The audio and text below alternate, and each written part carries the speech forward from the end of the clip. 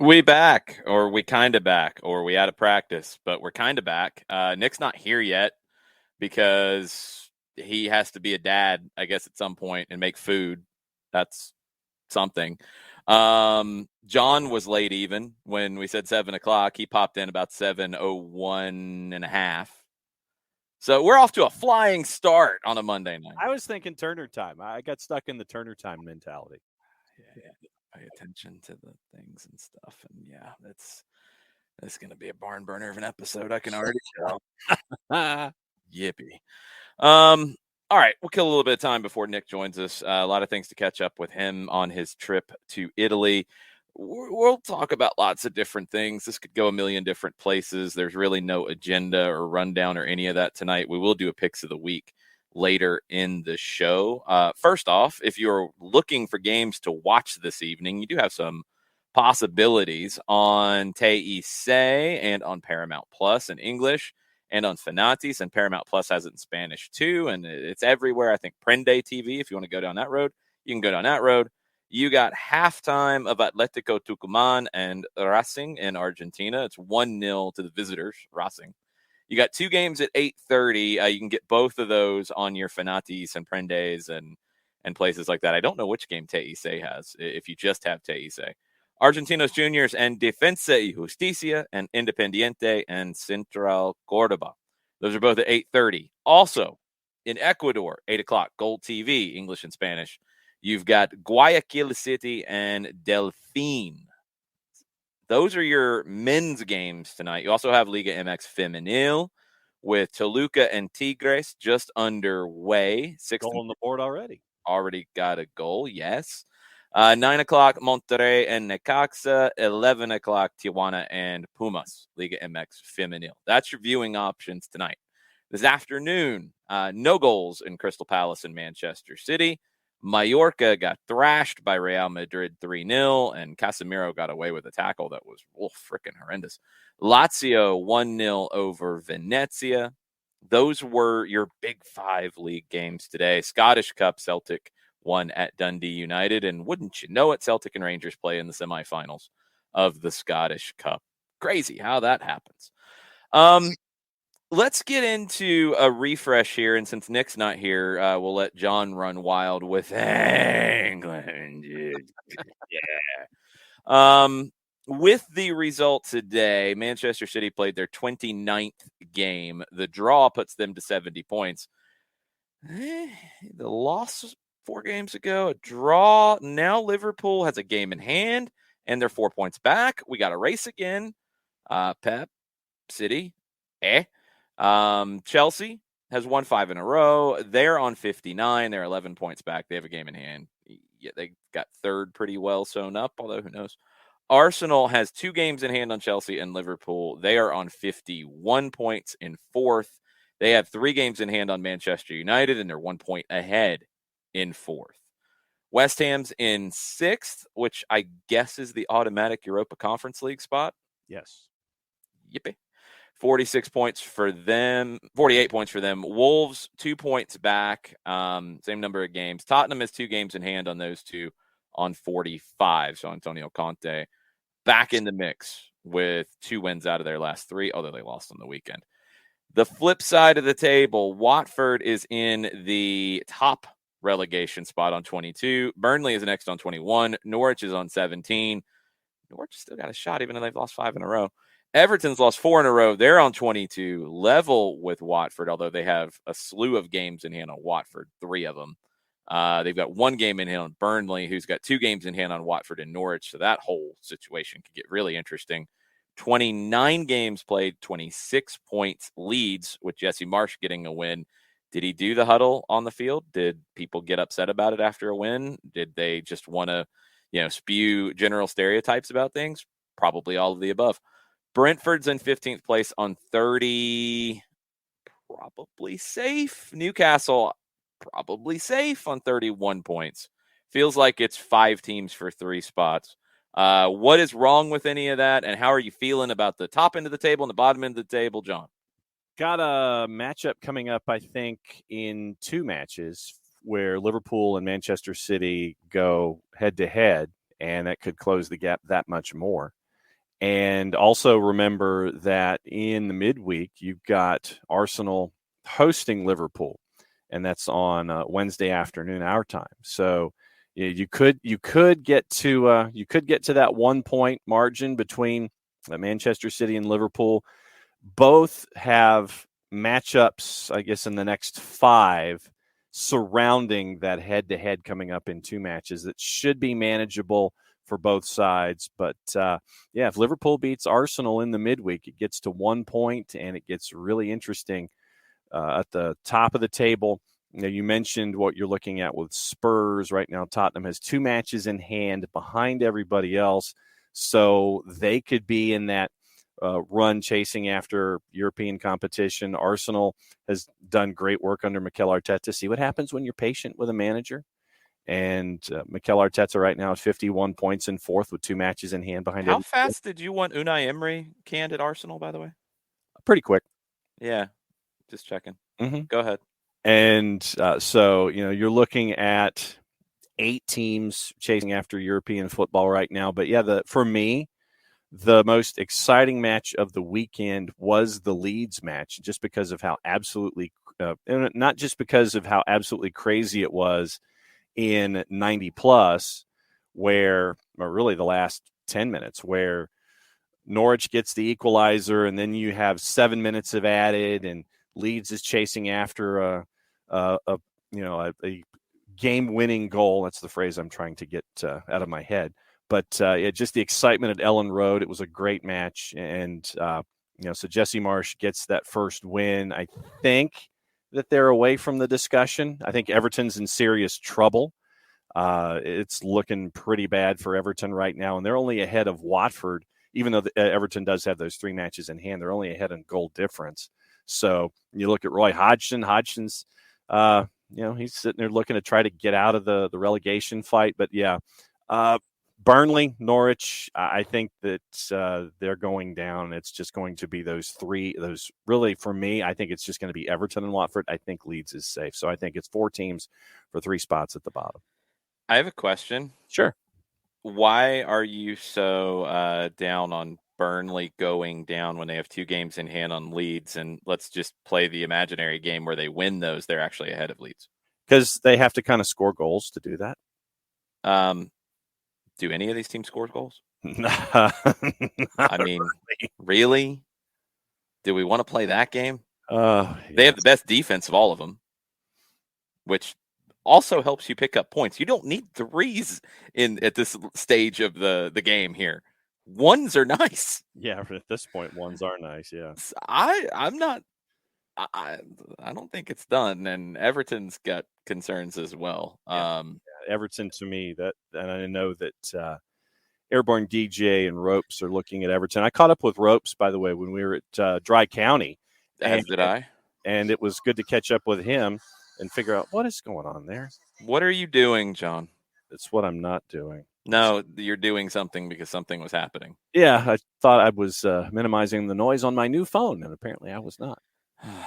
You haven't broken it yet, have you? No, I did get the things that to do surround it so it doesn't break, and so I got the things that surround it. Yeah, I finally got my OtterBox today. That was you could just call it a case. Wow, I went with the branding. Actually, normal people do. Yeah, OtterBox right there. So yeah, got my OtterBox and have also have my face shields. The face shields. You have face shields for your phone now. Whatever these things are called. What? The premium screen protectors. That's what they're called. You have premium screen protectors to keep from being scratched. You're going to put those on? Yeah. You sure you haven't broken your phone yet? Well, you heard it just a second ago. Well, no, your last phone, I could hear things on it, but watching you try to swipe something on it was one Meant, of the saddest things I've ever seen in my life. which was the indicator that I needed to get a new phone. That's why I'm asking if you have broken it yet, because your last phone wasn't that old to begin with. 2 years old, yeah. Oh, it's older than I thought it was. Yeah, and But I've never seen a phone not be able to be swiped. yeah, I don't know how you managed that one. like I said, it was time for a new phone, so I ended up getting the new phone. Yeah, guys, When you can't swipe your phone and it doesn't respond to commands and it just kind of goes off and you're trying to send text and you only want one letter from that particular letter of the alphabet to go in your sentence and it gives you like 9 and it just kind of runs off and like you're trying to type the word wheel and you go and you type the E and it gives you like 9 E's and it turns into wee and you have to kind of like, no, that's not the word I was looking for. It's time to get a new phone. Yeah. Sharif, sadly, you do have to ask these things these days. Perfect Tommy was asking about an update on Club Brugge from Belgium that John does not do his silly thing for anymore, thankfully. Not thankfully for the reason, because they did horrible racist things to Vincent Kompany's team. We don't give them the extra love of the being in the mix and getting John's foghorn, leghorn, whatever thing. Nope. But sadly, Sharif, you do have to ask which team and fan base are doing horrible things these days, because there's plenty. That's what makes this difficult sometimes. Loads of fun. And yes, that conversation was like a jet engine in a dryer or something or other like that. Captain Ragamuffin. Yep. All of the above. Look, I want to get Nick in on this. We're going to hold the Chelsea Newcastle stuff for a little bit, because the on the field is one thing. The off the field, man, there's a lot. Really not any major updates on the situation with Chelsea at the moment. There were reports at the end of last week that they would be allowed to start the sale process again. Haven't seen really anything talked about in that, any kind of official terms. There was some minor adjustments to how much they can spend on a match day at home. Don't think there's been an adjustment to the travel budget yet. Probably a few trips have been booked, but once you get to a certain point, that's going to come up. The best thing for everybody involved, and this is all the other teams as well, and the players and the staff and all of it, is for a quick sale and nothing to drag out here. One thing that was said over the weekend that jumped to my attention a little bit before we get into some of all these details with everything. I guess there have been some questions about Thomas Tuchel. He said he's not going anywhere until the end of the season, said at least until the end of the season. There'd also been questions about Emma Hayes on the women's side and all of it. Peter Cech said the club's taking things day by day among all of this. After the Kai Havertz 88th minute winner, Tuchel assured fans that he would not leave them in the lurch. He said, "There's no doubt I stay until the end of the season. We just have to wait day by day because everything can change.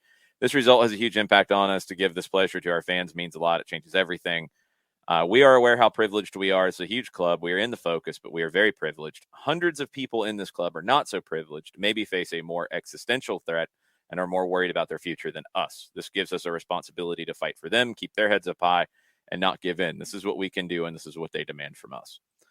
And these are the kind of things that, having been one of those people in clubs before, pretty much for large portions of my professional career, I'm very sensitive to that. And when some people are not sensitive to those people who are making a living doing a job at a soccer club and just are kind of awful about the whole situation, and like blaming them for working there and all this kind of stuff, there are some things that do have to be sorted out here. They're going to get the club into other hands. That's going to happen. But the Premier League's opened up so many Pandora's boxes that, and other leagues too, it's not just the Premier League, but this is not going to be easy to unravel and deal with. And just stomping your feet and yelling and screaming and people saying that, this is what Chelsea gets, this is what they deserve, this is it. Like, Chelsea is a person who did something bad. Chelsea's a club that people earn their living at. And Tuchel's right. He'll find another club if that's what has to happen for him and for his, career, as will the top players. The equipment manager might not. The person who oversees tickets might not. The people who are involved in, game day retail, I hope they're being paid. They can't do game day retail. There's a lot of other things that happen at a club. And I think sometimes when we get tribal with all of this stuff, they get forgotten and they need to be remembered. People seem to think it was great when, some players donated money to make sure that people didn't lose payments during the pandemic when there were no games. But when something like this happens, I don't know. It's a really awkward situation all the way around, and it's a hard one to reconcile. But do think about all aspects of the club and people involved and fans and kids who play there. And yes, there are some fans who have done some really stupid things in light of all this.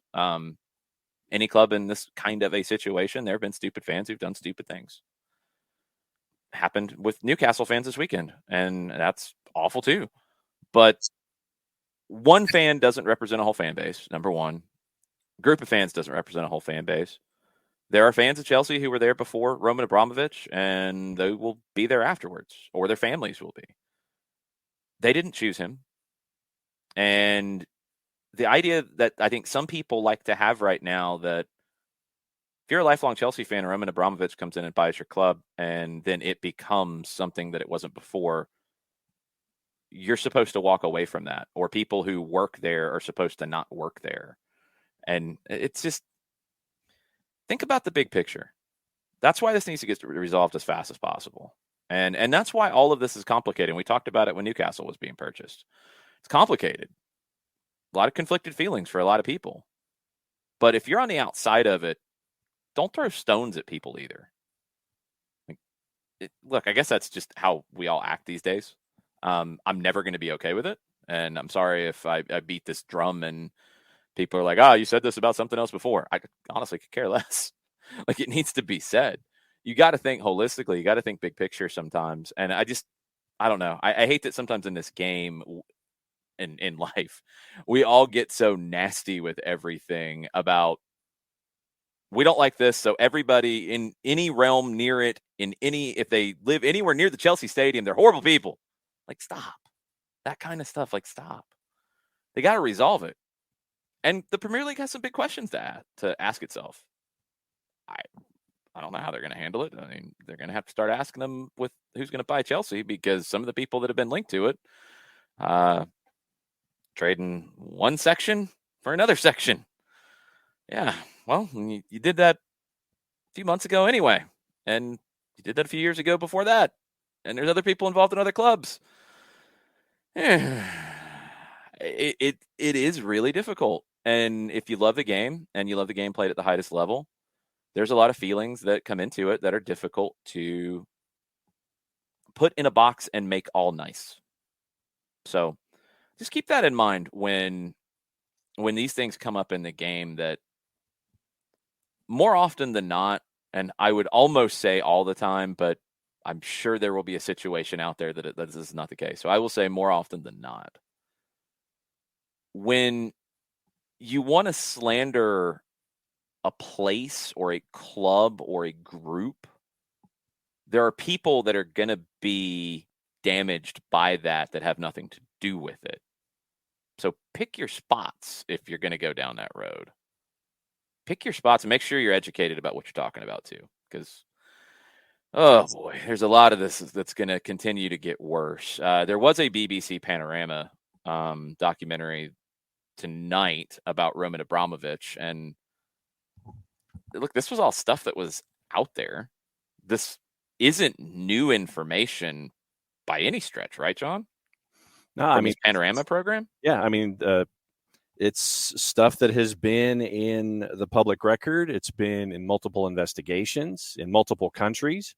It's been mentioned in British Parliament. But BBC's Panorama, it's been a 4-year investigation by them, and they pieced it all together in basically a very tight half-hour program where they laid out everything from Abramovich's first interactions with political figures, how he made his fortune, and how two major business deals amassed that fortune. And Panorama, the folks at BBC, are saying that it was done at the expense of the Russian people, that Roman Abramovich amassed his wealth, $11 to $13 billion worth. Well, yeah, I mean, that's the whole oligarch idea, that's how these people became rich.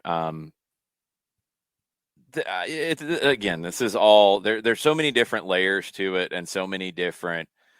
But where does this fit on this scale of bad? Were they greedy businessmen, or are they murderers? Like, there's these different layers to it that you can't lump everything into the same conversation, and that's what's so hard about all of this. It's not going to get any easier. Who is the new possible bidder for Chelsea at this stage that is going to be very problematic? Saudi Media Group, according to Ben Jacobs at CBS Sports, they've made a $3.5 billion offer to buy from Ben this morning and this afternoon. Mohammed Al-Khareji, Chelsea fan leading a private consortium, no direct government links. Ben continues. He says there's support in finding funding and partners, but not financial backing, as far as he's told, from Mohammed bin Khalid Al Saud.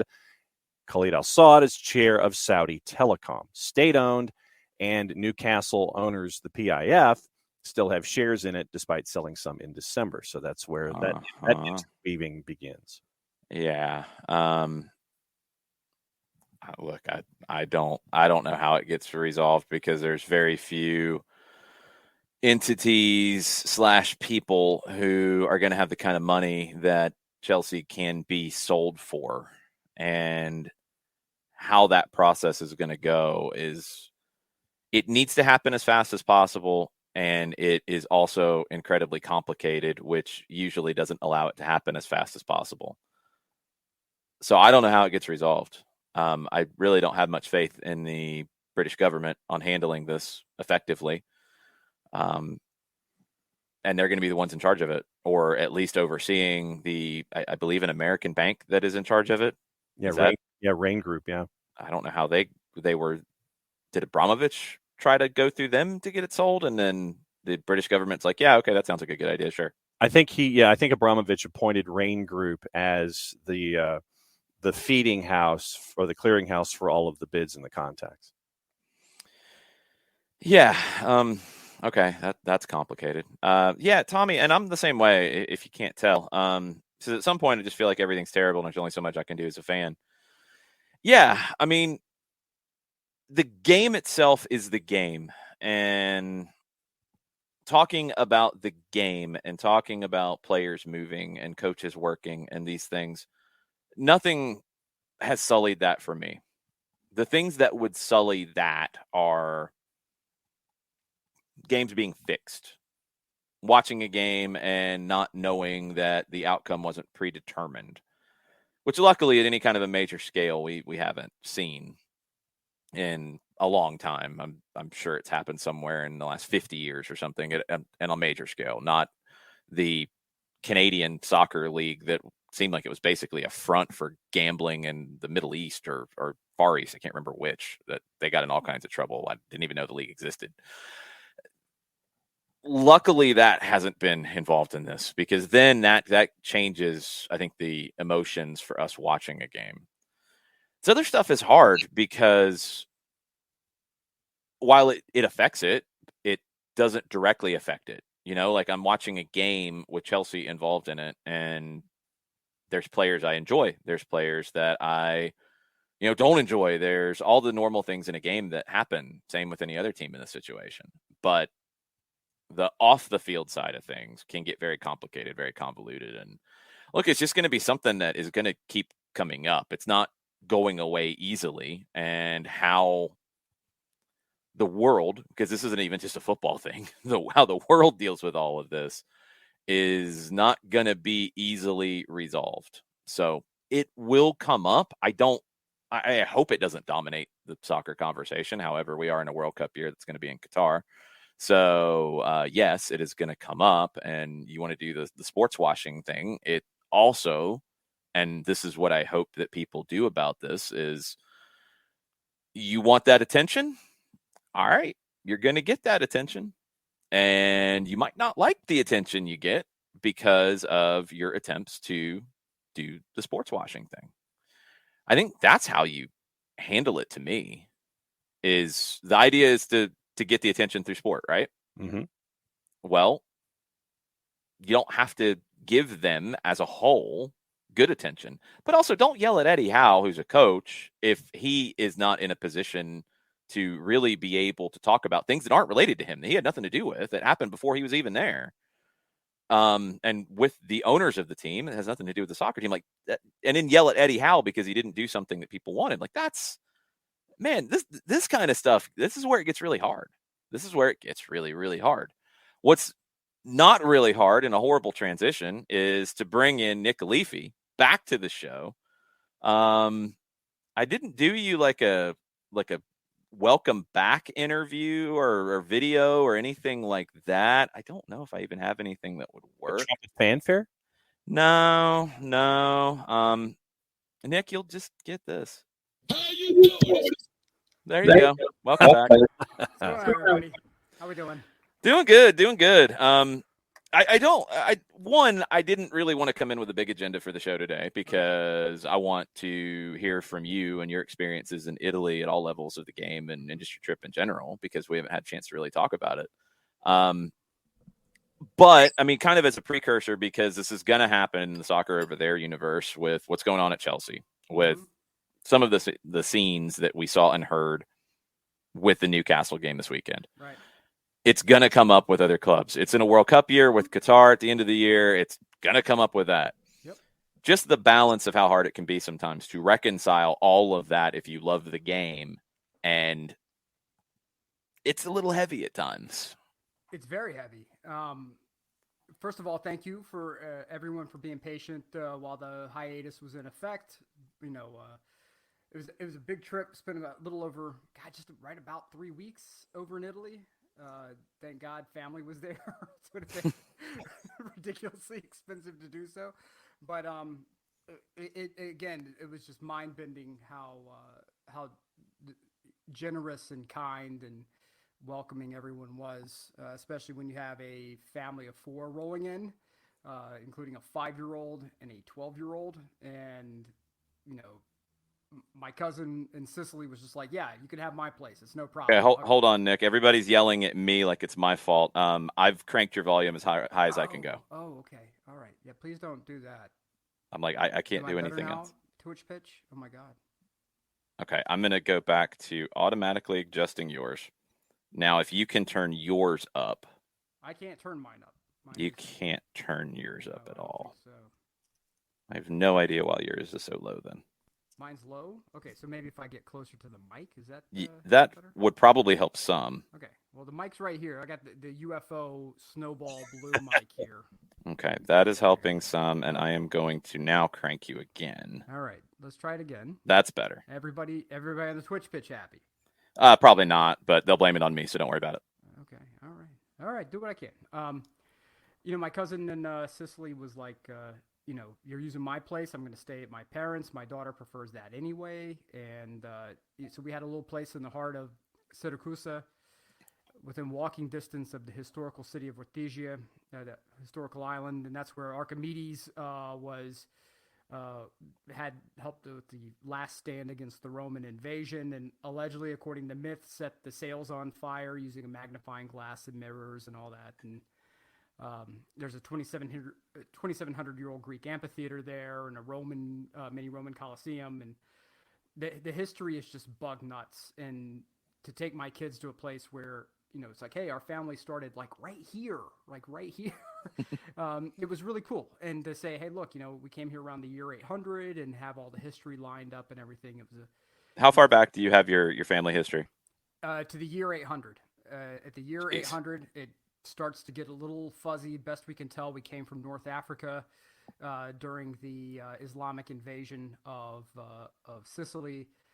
We set up the last name Aliffi is from the Arabic root Caliph, which is a essentially someone who takes the place of, so like it'd be like a regional governor or something like that. Considering we're still here, I'm hoping that regional governor was somewhat of a decent human being. Is that where you found the name first? The first time that we had an idea that the last name had Arabic roots was I was actually working at Whitewater, and a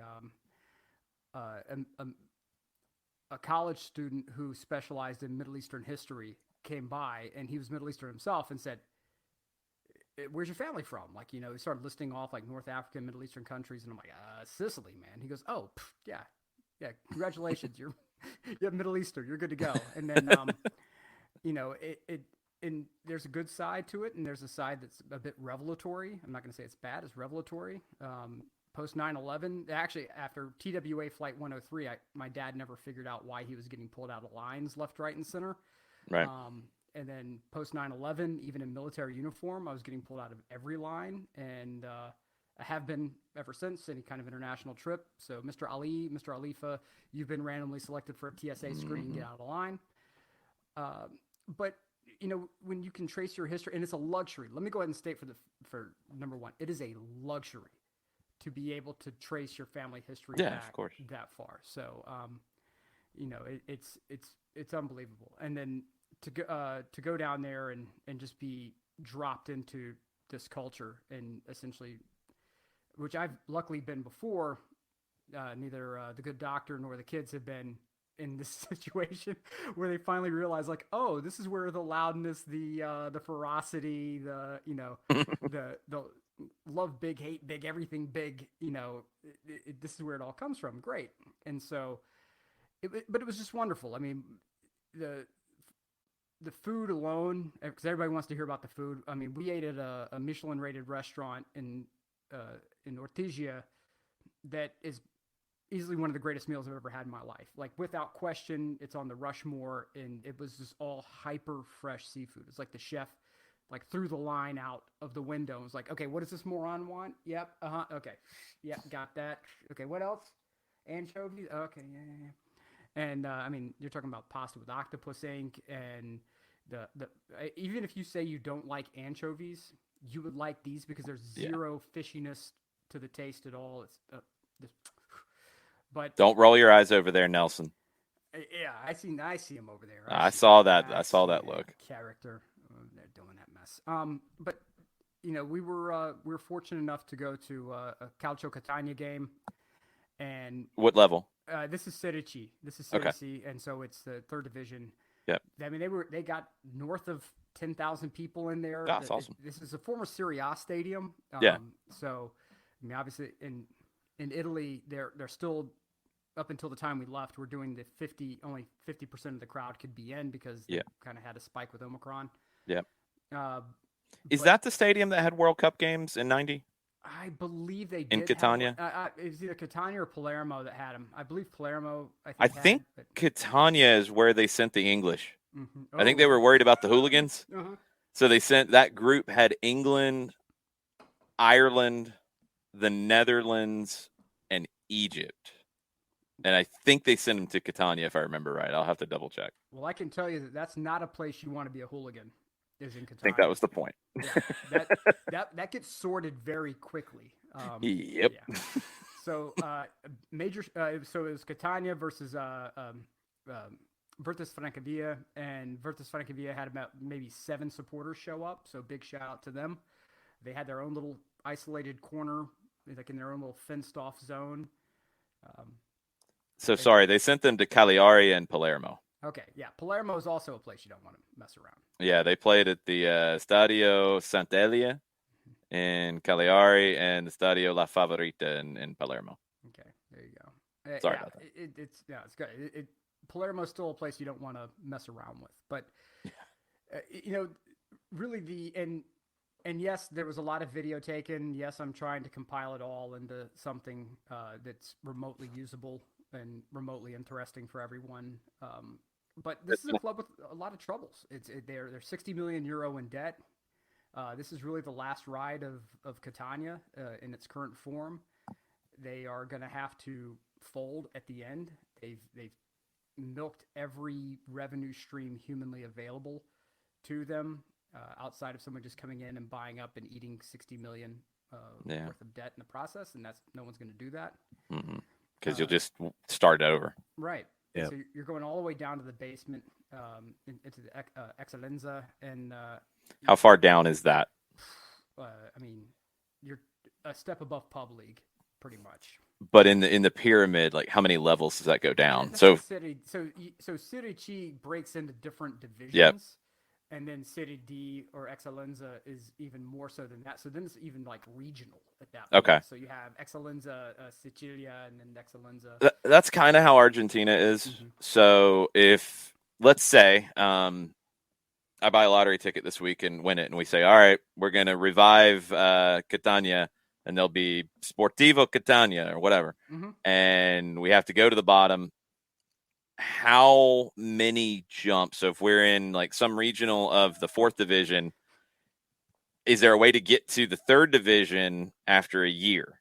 Yeah, I mean, you have to go through the 4th division playoff, which is chaotic, I'm assuming. It's a knife fight. You're talking about playing. There are teams, even in Serie C, that play on dirt, not grass. It's dirt. Oh yes. Yeah, and so like in cinder block concrete stadiums, and it's they're very tough places to play, and it's very physical. I would say the speed of Serie C is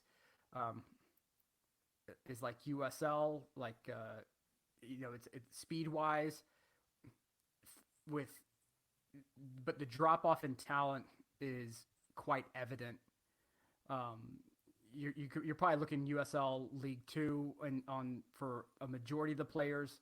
So you'll have like 80% of the team that'll be like USL League 2, and you'll have a few players that are just studs and show out. Like Luca Moro, who's currently on loan from Padova with Catania, is on the Italian youth national team, is a baller. The kid is an absolute baller, and he's going to be playing big time before you know it, somewhere in Italy.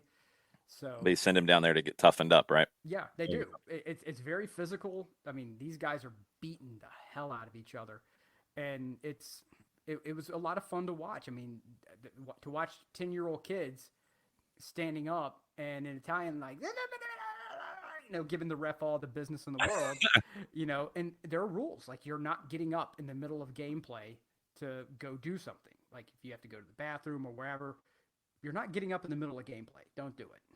You're going to get just drilled by everyone around you in the process. But I will say this, that the gameplay experience, it was very fun to watch. At no point was any of us bored. I was going to ask how Jackie Fresh took the cultural experience. He loved it. He was the one I was most worried about, simply because from dietary restrictions, a very picky eater. But when we were leaving, he was like, I don't want to leave. Like, not like wistfully, like, no, he was like, Dad, I really, like, no, I don't want to go. I want to stay here. And that was a testament to the fact that, the family was so welcoming, and that everybody just embraced him. And Charlotte, I'm convinced, could probably, just take over the country, and they would probably just cheer her all the way through. But she was like walking by on everybody on the side, like, ciao, ciao, ciao. And then like everybody was just like, oh, Melissa, so it was wonderful.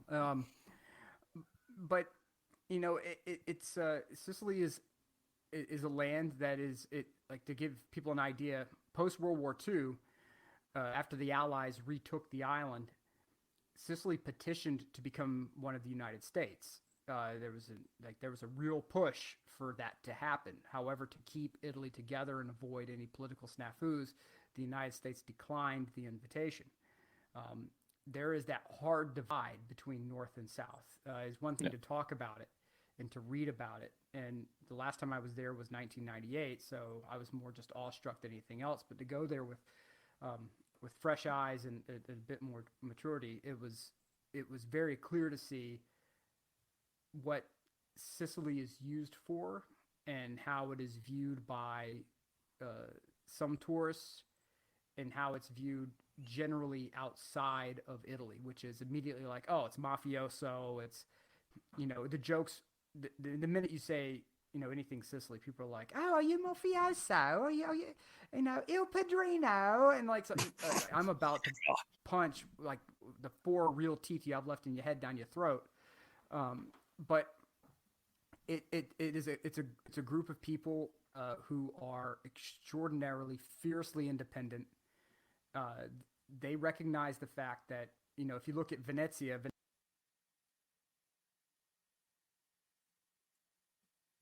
All right, hold on a second, Nick. I was trying to fix your mic and I lost your audio. Unmute yourself and let's try this again. Okay, am I back? There we go. There you go. Yeah. Sorry, I was trying something new to try to fix your mic and it didn't work. Am I still getting heat from everybody? It's just low. It's just okay. very, very low in volume.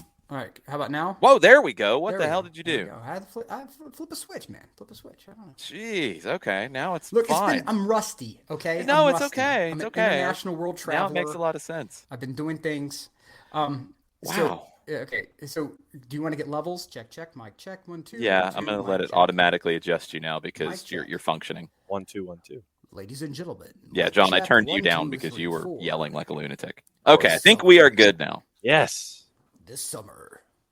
I did some digging into the Italian football system while we were talking. Did you?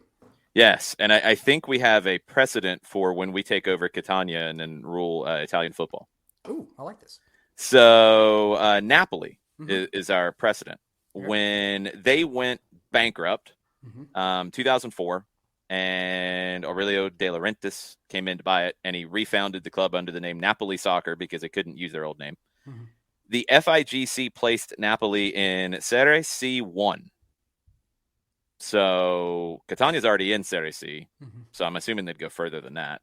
But that's the professional leagues. A, B, and C are the professionals. Mhm. D is the top of the non-professional.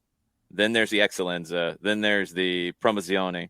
Mhm. Then the Prima Categoria, the Seconda Categoria, the Terza Categoria. So the Eccellenza, 28 regional divisions, about 16 to 18 clubs per division. Yeah. So if you have to go, that would be 2 levels down. So if Catania is completely bankrupt, you have to start over. Probably not going to let them start over in the same division they were in. So that's where we'd have to start. Every regional winner gets promoted into one of the Serie D divisions, which there's 9 of.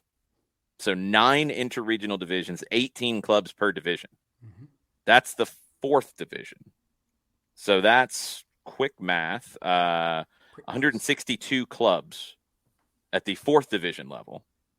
And then you get into Serie C, which has 3 divisions and 60 teams. Is that correct?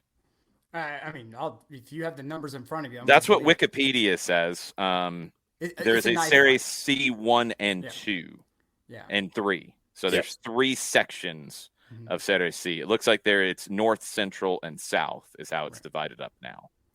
So imagine like a cocaine-fueled knife fight, and somebody drops a bunch of rabid cats in the middle of it, and that's pretty much 60 third division teams with 162 below that, and then you don't even want to get into how many clubs there are in the 5th and 6th and 7th and 8th and 9th tiers. It's like thousands. Yeah, you're talking about not kidding. Bianchi. You're talking about Real Belvedere, Siracusa, which is not just Siracusa. So you have neighborhoods outside of Siracusa who have teams.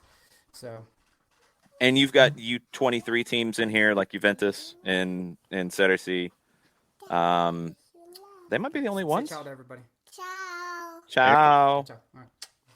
Future leader of the Italian people and the That's right. But even just looking at it, Nick, like, and I am not an expert on Italian football. Looking through Serie C, obviously I know Padova, Alexi Lawless. Yep. They're in Group A, the North. I know this is 3rd division with the 60-team night fight. Pescara is another one that's been higher up in the past. Siena. Yep. They're both in the Central Division. Bari Yeah. Is another Which one, is Group also C in owned the by South. Aurelio De Laurentiis, and he Yep. has to make a choice very soon Yep. as to which team he's going to move forward with. And don't be shocked if he goes with Body.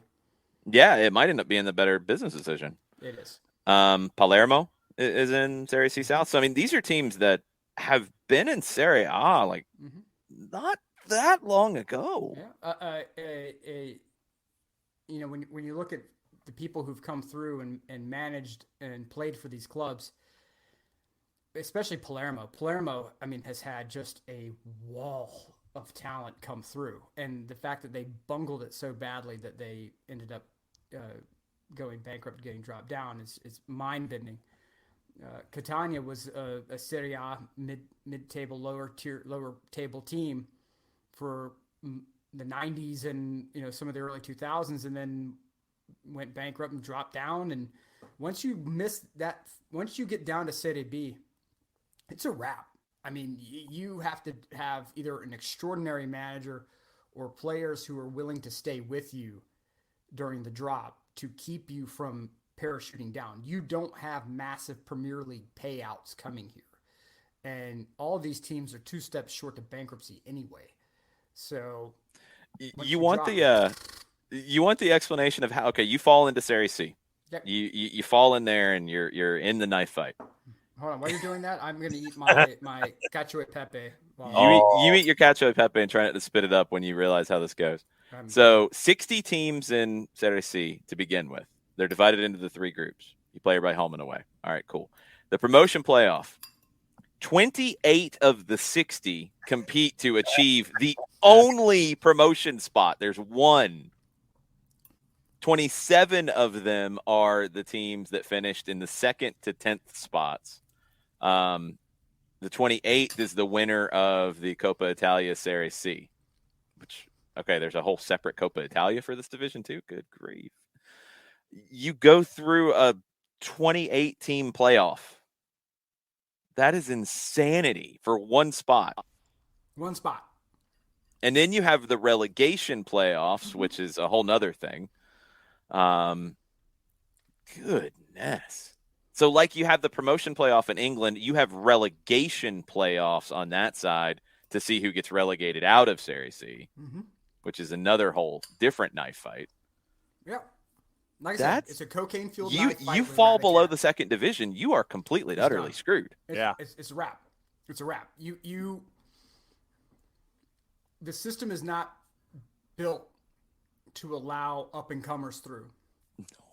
No, like I'll give an example. Like, what was it? It was Coppa Italia like a year or 2 ago. And keep in mind, because of COVID, time is a flat circle now. Yeah, of course.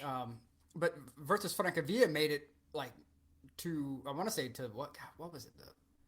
The quarterfinals. I mean, they were. It was like this miracle run. Sorry. One thing now it makes a lot of sense. The group winners go up automatically. So there's 4 that go up, 4 that come down. The group winners go up. That's 3 of them. The other spot is 28 teams fighting for one spot. Okay, so that makes a lot more sense. Sorry, continue. It's okay. So we're learning about the Italian football pyramid today. There's a substantial amount of talent down in the lower levels of Italian football. Yeah. I mean, a substantial amount of talent. What's killing Sicily is that a number of Serie A teams have put academies in these towns, and so like my cousin Maurizio, his son Emi, is with the Atalanta Academy in Siracusa. So these are players who should be coming up through the Catania system. They should be coming up through the Siracusa system. They should be coming up through the Palermo system, but they're not because they're being raided, at an early age by these Serie A clubs. And they'll say, oh, well, there's this great Sicilian kid who's coming up playing for Atalanta. Well, yeah, that kid should be playing for Catania or Siracusa. And when you're involved with these people and you start seeing the politics at play, it really changes your mindset. You guys earlier were talking about, the Newcastle situation and Chelsea and things like that. it makes it very hard to be invested in a big team, right? Like I'm talking about the big global issues that are currently Yeah. some of these larger clubs are dealing with. Yeah. But even at a lower level, when you see how Mm-hmm. these other clubs are being rated and the boot is being pushed down on them by these bigger clubs just because they can, because they have the dollars in place to come and drop these little mushroom academies all over the country, and it really doesn't allow for upward mobility for these clubs. So it's something that I think should be addressed. Obviously, the big boys want to keep being big boys, so I don't think anything's going to happen. But it really goes more to the main issues that are plaguing Sicily today. Where you see Venezia with their, multi-billion-dollar MOSA system, which keeps the city from flooding at high tide and Acqua Alta, and you look at Sicily, which is in desperate need of infrastructure investment, and they can't get anything because essentially the North says, yeah, you guys are sort of a vacation destination and people are going to go there no matter what. So why spend the money there? And that's almost verbatim what my cousin, who will remain unnamed, said. He was like, "Look, the North doesn't care. Like they know tourists are going to come here no matter what. So why invest? Why put money toward any of this? Just deal with it." And so you're looking at a brain drain from Sicily right now, where kids are coming up, they're going to the University of Catania, and then they bounce north. They bounce to Milan. That's where the money is. That's where the jobs are. Absolutely. And there's if you're in real estate, there's tremendous real estate opportunities in Sicily, but at the same time, and this is what a lot of American business owners are figuring out as they try to get invested into these clubs, is that they're not remotely prepared for the red tape, the legal fees, the permitting, all the historic permits that have to be engaged. Yeah, to do anything. And so whenever I hear of, when they were over there, they were talking about, one of the big questions put to me was, what's up with all this American money pouring into Italy? And I'm like, because they're too stupid to think that they're going to get a real stadium. They're too dumb to realize what they're getting into, and everyone just laughs. They're like, new stadium, oh great! This stadium here in Catania is from like the 30s. That's what I was just looking up. The Stadio Angelo Massimino, built 1935. The other note on it, 23,000 seats, or holds 23,000 people is maybe the better way to put it. And the other note is Catania was banned from playing any Serie A matches there when they were in Serie A in 2007, from February until the end of the season, due to violence that occurred outside the stadium in a clash against Palermo, which resulted in the death of a police officer. Yeah, I'll give you a little insight. That the scars from that still remain. I can imagine. When you're going into the stadium, there's plexiglass walls that are very old, and so they're very weathered and sort of foggy, and there's graffiti, and number one, there's graffiti all over the place in Italy generally, so just be prepared for that. But they're still smashed plexiglass walls that have never been replaced, but they're there. To get into the stadium is, they do not suffer anyone at all. They don't care how much money you have. They don't care how rich you look. They don't care if you don't speak Italian. Give them one reason and they're not letting you in. If you have a bag they don't like, if your mask isn't FFP2, you're not getting in. If you are an American and you have your because understand, the green pass is everywhere. To do anything, you must have your green pass. Americans obviously can't get a green pass. We have our CDC cards. We break out our CDC cards, and they're like, "We're not letting you in. Deal with it." And my cousin, thank God, is connected with in politics down there. I'm guessing from what I could tell, he was like, "Look, I'm with the government in Syracuse. I have this and this and this, and they're with me, and I can vouch for them." And essentially, they kind of like give this side out, like, "All right, okay, all right," because you vouch for them. Yeah. And then we'll let you in. And I mean, it was 2 steps short of being strip searched. They don't play games. And the violence down in between ultras between Palermo and Catania was extraordinarily brutal. And when that police officer died, the Italian government played no games. They shut them down.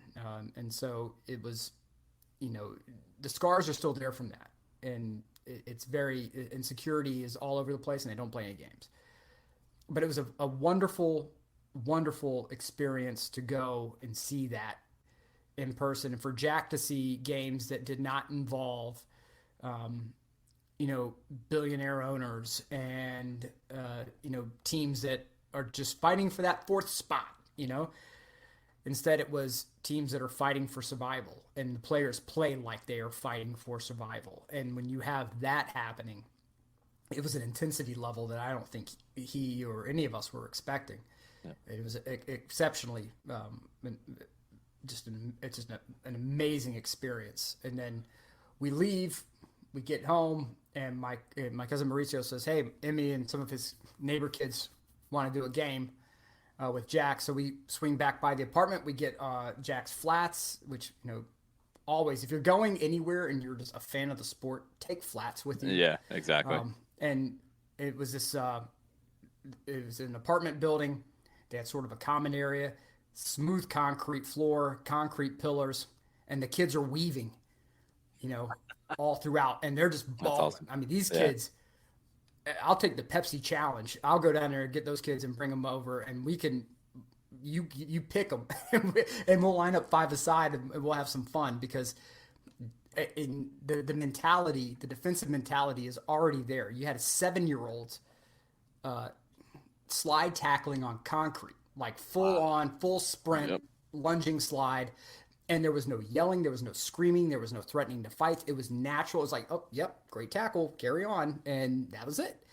And so it took a minute for Jack to get used to that physicality. But, one thing we both noticed is Jack only spoke like 2 words of Italian. These kids didn't speak but like 3 words of English. But the minute the ball started moving, ball's the unifier. That's the universal language. And that's exactly what it was. Within 5 minutes, Jack knew he was playing the wing. He knew where to cut in, when. The players immediately started figuring out how to find each other, and it was. I mean, I laugh it up. It was like on the verge of tears watching it happen because it was. At that point, Russia was on the verge of busting into Ukraine. So that was all over the news. And you had, of course, checking in with social media back here. You have all the ridiculous takes of, what is it? How is this our problem? What is this? What is that? And it's like, brother, we're not that far apart. When you have something as simple as a ball moving that can very quickly and quietly be its own language, man, we're not that far apart. And it was, to see all this happening, and then the next day, we were out the door and we were gone, and we left Sicily maybe about 3 hours before Mount Etna erupted, which would have shut down Catania airspace for like a week. Yeah. So that's one of the things the fun treats of flying into Sicily. You got to keep an eye on the volcano and see what it's doing. But once we landed in Padova. Once we landed, we landed in Milan. We were going to go to the Alps because of logistics. Changed our mind. Went to Venice. Stayed the night in Venice. And to give you an idea of where Italy is right now from a tourism standpoint, it's Carnival. We completely forgot that it was Carnival. And, we're on the train 30 minutes outside, and we're like, we got to need a hotel room. And we were able to get like a suite less than like $250 in the middle of Carnival, which is unheard of. And the hotel owner said, look, man, we're down 50%, whether it's because of green passes, because people don't want to travel on COVID, or because of the issues between Ukraine and Russia. We don't know, but we're down 50%. And St. Mark's Square even was super easy to navigate. Normally it's a madhouse. But once we went to Padova, everything changed. It completely changed. Ukraine was invaded. We met our friends who were skiing in the Alps. They're from Poland, but they met us in Padova, and the trip went from being, let's take fun video of soccer and food and wine, and okay, what do we need to do in the event that Russia pushes through Ukraine and invades Poland? Like, Nick, if I have to send my wife and kid back, can you help get them set up? Yeah, we can do this, and are navigating that. Then he's on the phone. He has like 2 or 3 Airbnb properties. He's now housing Ukrainian wives and children, and he's trying to navigate supply chains to keep babies in diapers and clothes and food and things like that. And I have friends messaging me, hey, while you're over there talking to your friends, I have a friend who's in trying to get out of Ukraine right now, and where can they're closer to Romania. How can do you know anyone in Romania? And so the trip changed dramatically. I mean, you're talking about an active war going on a little over 1,000 miles away. 1,000 miles ain't that damn far, No. And so it's drivable. People drive it regularly, so it it became something very different. And when you're on your vacation and you're plotting, okay, how you know do we need to get out of here because Putin's on TV talking about, I'm raising the nuclear level of our country right now, and there's a ton of bases in the U.S. It's like, well,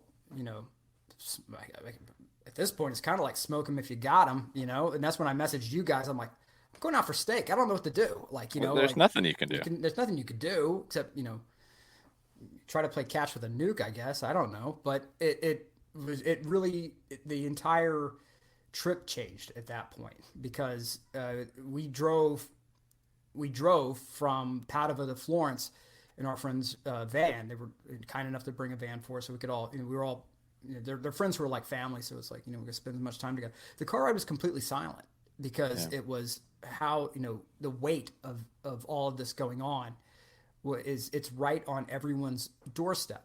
And it's on, Europe is not playing around with this. When you're talking to people there, we went to my cousin's vineyard up in south of Verona, and we drove through the town of Vaux, which is where ground zero for the coronavirus in Europe was. And then when you get past that, and then you're talking to locals, they're all like, yeah, this is like the 30s all over again. Like that's what the conversation is. So while we're over here talking about high gas prices and oh geez, what the gas is $4.15 a gallon. This sucks. I can't. There are people in Italy who are talking about, brother, this is World War II all over again, and this is very similar to the expand and grab. And I'm not trying to get geopolitical on anyone. I'm simply telling you what was relayed to us, and that was all right. Are you guys in this again? Like, are you guys going to come help us out? Like, it doesn't look like you're going to do. And so there's a lot of concern right now in Italy and a lot of concern in Europe in general. So, it's tough because Italy's in a position economically where they are desperate for tourism dollars. And, the flight on the way over was full, and Florence was packed to the gills. Rome was less packed than I thought it would be. But I keep going back to the hotel guy in Venice down 50%, and I guarantee you it hasn't spiked since. And you talk to my friends in Poland, and it's a different world right now for them, and it's a different world in Europe right now. And so it like we were supposed to go to Empoli, Juve. Empoli's like 30 minutes outside of Florence, so it was easy trip, no problem. And we were like, screw it, we're not going, because instead we took the kids to a Ferris wheel in the heart of Florence, and we sat there and worked out the logistics on, okay, so if we have to go and we have to go on foot, Nick, from your Marine days, what do you think we need to pack? Okay, so now we're going through gear lists, and we're going through, and I mean, it is a completely different process than what any of us were expecting. But I am beyond grateful to have been there at that time and to be able to hear everything that was going on, because I get this is probably like a mood killer, and it was supposed to be fun, wine, food, whatever, but it's reality. And to come back, and the first thing, because we flew out of Charlotte, we were driving back, and we stopped at a gas station. People were like, gas is $4 a gallon, man. What the hell's that got to do with me? And it's like, well, brother, let's have a conversation, because we can talk about some things that are happening right now that you may not care about necessarily. And it's okay to admit that yes, it sucks for you right now, and it also sucks for them. And it's gonna the knock on effect, the infamous knock on effect, is in play right now. And there are a lot of people right now, at this time of year in Venice who should be booked a year out. And you go and you sit down and eat breakfast, the hotel breakfast, and it's empty. There's no one in there. There's one waiter. He's like, well, I guess I'm just taking care of you this morning. And it's that double whammy of Corona first, and people right. still reluctant to get back out into these places. And now, there were probably people who did have things booked who didn't go. Yeah, cancellations. That was the one thing you kept hearing. Rooms that were booked up, a couple of weeks before we left. We Delta kind of messed with our flights a little bit and bumped our return date up. And so we called them up, and while we were doing it, we're like, what if we extended the trip a day? And so we did that. And so we were like, oh crap, we have to get another Airbnb. What are we going to do? And wide open, no problem. Yeah. Like it was, it's just an interesting and terrifying time to be in Europe, and I want everybody to know that Italy is open. I felt safer walking through Italy, going into restaurants in Italy than I think I have at any point in the 2 years, just about anywhere else, because they are so militant about everything. But the Green Pass, to cover it accurately, the Green Pass is a point of heavy contention. I was going to ask, because you had your CDC notifications and it's green card there. I mean, we talked about how it was at the match, but how about in the normal day when you're just trying to do normal things?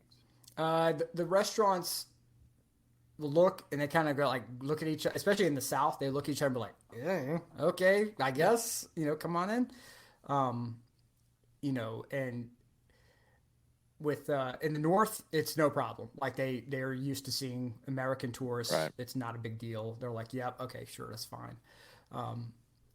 It's everything. If you want to do anything, if you want to go buy a shirt, you need to show your Green Pass. They have, at some of the higher end places, they have some big burly bodyguard with a who scans the QR codes.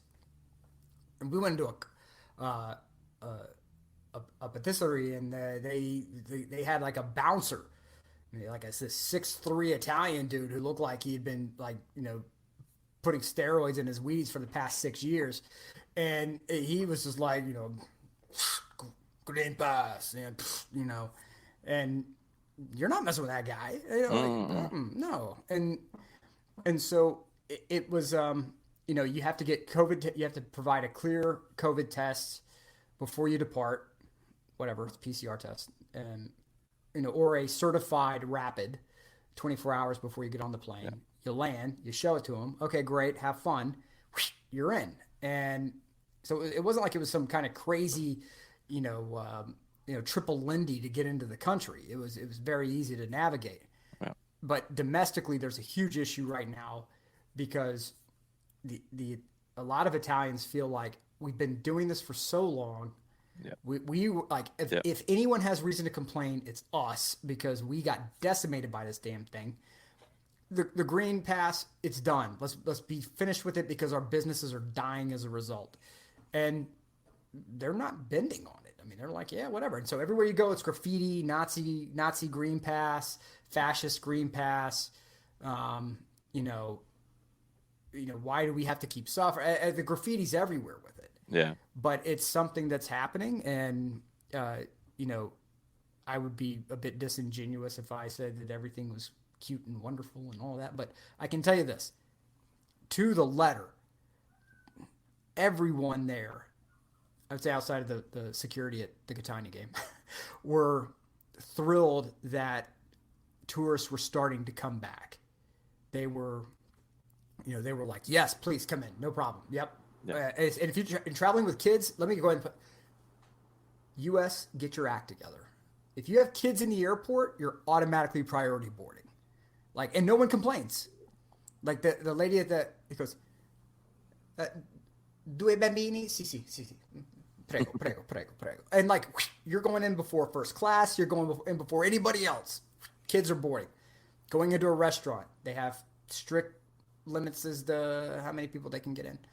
And the guy looks at me, and I go out the window, and he looks and sees some tourists, and we're like, and they're all adults, and he looks at me and the kids, and he's like, and so with the kids, we're right in, no problem. So borrow somebody's kids. Yeah, if you're borrow going, someone's kids. Yeah, okay, yeah, fair enough. Borrow someone's kids. Fair enough. And I was blown away even coming back from Mexico. First off, a couple questions logistically. I want to make sure I had this right. The Green Pass, that's an EU thing, right? EU, yes. Okay, that's an EU thing. Yeah. Got it. And you second, have to get tested on the way back, by the way. That's what I was going to ask you, because when I came back from Mexico, I had to test coming back. I figured that was still the case. But yeah. Be sure. And in Rome, it was very easy. They have testing sites all over the place outside of the pharmacy. Make sure you check the hours before you go, because each one operates at different hours, so you can get in a little walking thing. But it takes like 15 minutes, and you get an official QR code. Boop, it's no problem, and you're on your way. Yeah, and you don't need a PCR to come back. No. That's not going to change. And antigen is fine. Yep. It was a rapid antigen test, Yep. and the guy was like, "Yep, it's have fun. It can, you do have to pay for it. It's like €20. But whatever. Yeah, it's not too bad. Yeah. The other thing that struck me coming back, because I'd never flown. I don't think I'd ever flown out of Mexico on a regular flight. The times we had went before, we were on charters, so different process entirely. The boarding and getting off the plane side of things blew me away in how orderly it was compared to the U.S., where it is just, I'm going to fight my way through the doors not open, I don't care. Right. God, just blew me away. Like, oh, everybody actually sits and waits. This is crazy. Right. No, this is wonderful. It was, everyone was like, there were people in the line that looked at us and they were like, you have kids. Like, why are you in line with us? Go to the front. Like, people are like actively like, get on the plane. Oh, wow. And everyone was chill. Like, and when I went in 98, we were leaving Fiumicino to go to Catania. Like, it was like, get on the plane. And everybody was just like, madhouse to get on. It's not like that now. Now it was very orderly. And when we got to JFK to transfer back down to Charlotte, it was a madhouse. It was absolutely nuts. It's so crazy how it changes. What in God's name are we doing? Like, come on, get it together. Like, the door's shut. You can't get off the plane yet. Just sit down and shut up. Just sit down and shut up. That's the thing for me. When you're trying to get off the plane and people are unbuckling and they're getting up and they're kind of working the bag that's right over their head, and the plane hasn't even stopped yet, and people are trying to rush from the back as the second that it stops, not even waiting for the okie doke from the attendants up front. Right. And it's just like, dude, we're all getting off the plane. Yeah. I promise you, they are not going to let you fly again. It's a one-round ride. Yeah. That's it. You're not getting no. Can I go again? Well, jeepers, son. Yeah, no, they're not doing that. Get off the damn plane. But it really was like the Italians. Everyone gets up, and of course Charlotte's saying ciao to everyone as we're getting ready to leave the plane. And the Italians are all like, everyone is reaching up and we're like handing bags to people, right? And I guess they're so used, and this is where I really want American tourists to hear my words. We are known worldwide for being, I almost said a bad word, jerks. Yeah. And you can feel free to substitute that with any word you want. Yeah. And they're all probably accurate. Yeah. And so when they see, like me up there reaching and handing bags to people, and along with everyone else, they're like, "Oh, sei italiano, sì, sì." And I'm like, "Italiano, americano." Like, oh, like it was shocking that this English speaker was being helpful. Manners attached to disembarking. Yeah, like, wait, you mean you're doing something to help the community? This is really weird. Like, we're not used to this. So it's please, Americans, do better when we go places. Geez. But it's Another quick logistical question. Yeah. Ropes is asking, the Green Pass is just for EU natives, correct? Yeah, like you can't get one. Like you can't do it. Okay, that's what I thought. You see, the EU realized that they could digitize this. Mm-hmm. Crazy. Well, that makes sense and stuff. Right. They could digitize it, and then you have it on your phone, and you just swipe your phone under, boop, and you're right through. And the United States is like, we're going to put this on cards. And Handwritten. Yeah, handwritten. And people say, well, that's because of freedom, and we don't want people tracking us. Brother, they're already typing your information in before they handwrite it on the card. Just put it in the phone. Yeah, come on. Just put Please. it in the phone. Good. The last time I checked, I think we all have these. Right. Exactly. And Most do, yes. yeah, but it was one of those things where wherever you leave the house, like, okay, do we have our COVID passes? Yes. Okay, does everyone have one? Yes. Okay, we didn't leave one anywhere. No. Okay, great. Because then your dining options diminish radically. Otherwise, but Rome was actually incredible. Rome was incredible. I don't say that typically. I don't like Rome. I'm one of those people who's like, yeah, just show up for a day, do Rome, see the Colosseum and the Pantheon, and get out of the Dodge. This time, Florence was like, ugh, I don't want anything to do with it. Which is my favorite city in the world. But it was, the entire experience was eye-opening for a number of different reasons. The best thing, though, out of all of this was when we go back down in Sicily. We were eating dinner with my cousin's parents and their family. It was Maurizio's birthday, and Maurizio's dad, Beppe, is like, I'm not gonna sit in there with all you clowns being loud and all that. AC Milan's playing. I'm watching the game, and I have a pitch invader again. Hold on. All right. Can you say buonasera? Buonasera. There you go. All right, pumpkin. All right, hold on. Un momento, por favore. Yeah. Yes. If you are looking for games to watch here this evening, you got two about to kick off out of Argentina. Take your pick. Independiente hosting Central Cordoba. I know our friend Gustavo will be watching that one. I will obviously be watching Defensa y Justicia at Argentinos Juniors. Those are both 8:30 games. Watch them in English, Paramount Plus. They have Spanish as well on Paramount Plus now, if you so choose. Fanatis has got it. Prende TV's got it. Like, the Argentine league's everywhere now. Everywhere. We were at the Vanguard, by the way. We were at the Vanguard. The Vanguard. The Vanguard, the tip of the spear. Yeah. SOT we were. was. We were. Defensa Justicia, the tip of the spear. We were. They're having a good season. They are. It is the Copa de la Liga, so it's like the mini season. Mm-hmm. You play 14 games, then there's a quarterfinal, a semifinal, and a final. Right. Defensa right now, with the game in hand that's about to kick off, they are 3 points out of first in Group A behind River.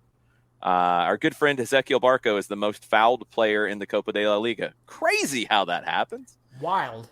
It's insane.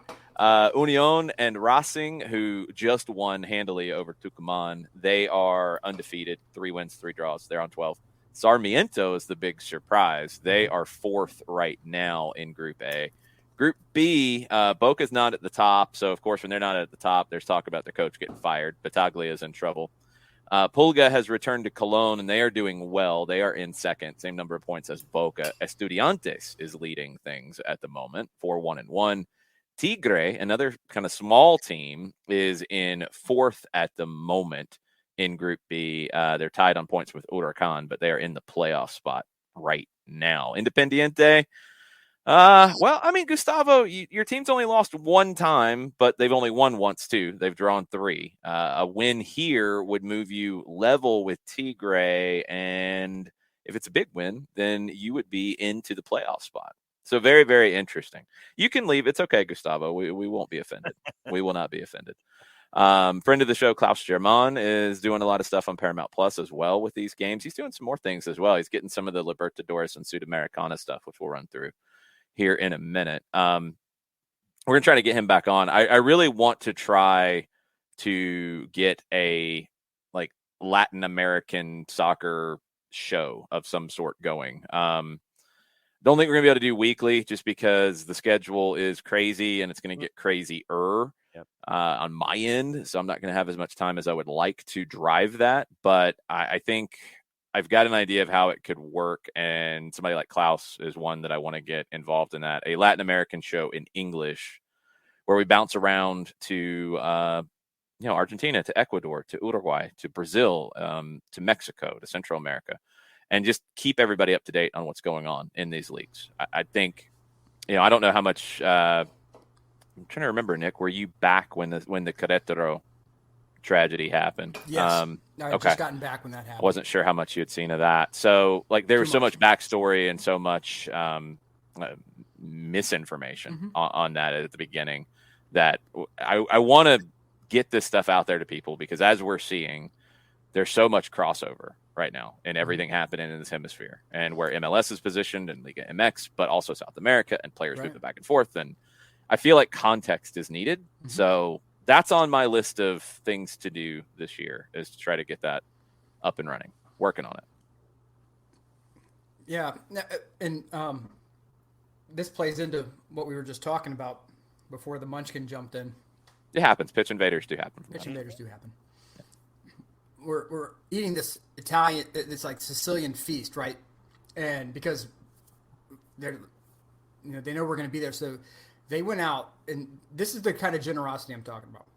They said, okay, these whack jobs from America are coming to Sicily in the middle of February, so they're serious, right?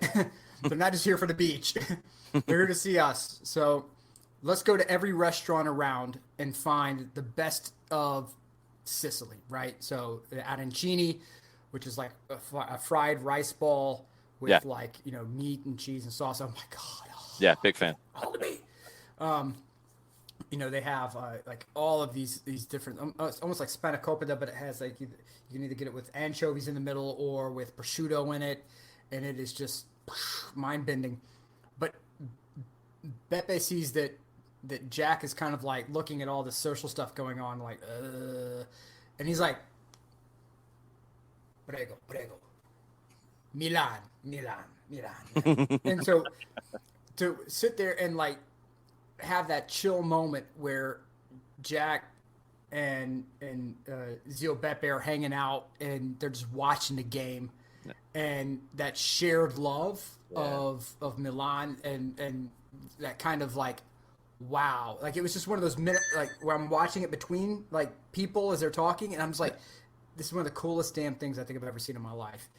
And it was, that's really what it's supposed to be, right? Like this unification between generations, right? Like, you like this team, I like this team, let's watch it together, right? Let's have a communal experience with this.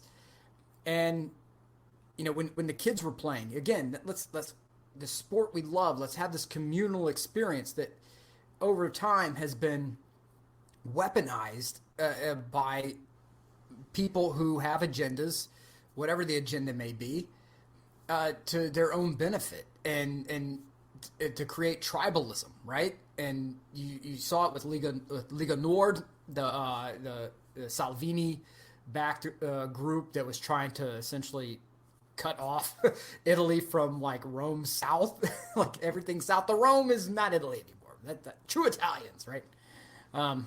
But because that's one of the like Liga Nord like racist comments, is they say everything south of Rome is Africa. Well, baby, yes, I am. When you go and you dig into my bloodline, it goes right back to North Africa, and I'm mother blanking proud of it. And to Liga Nord and anybody else, you can pick which finger you want.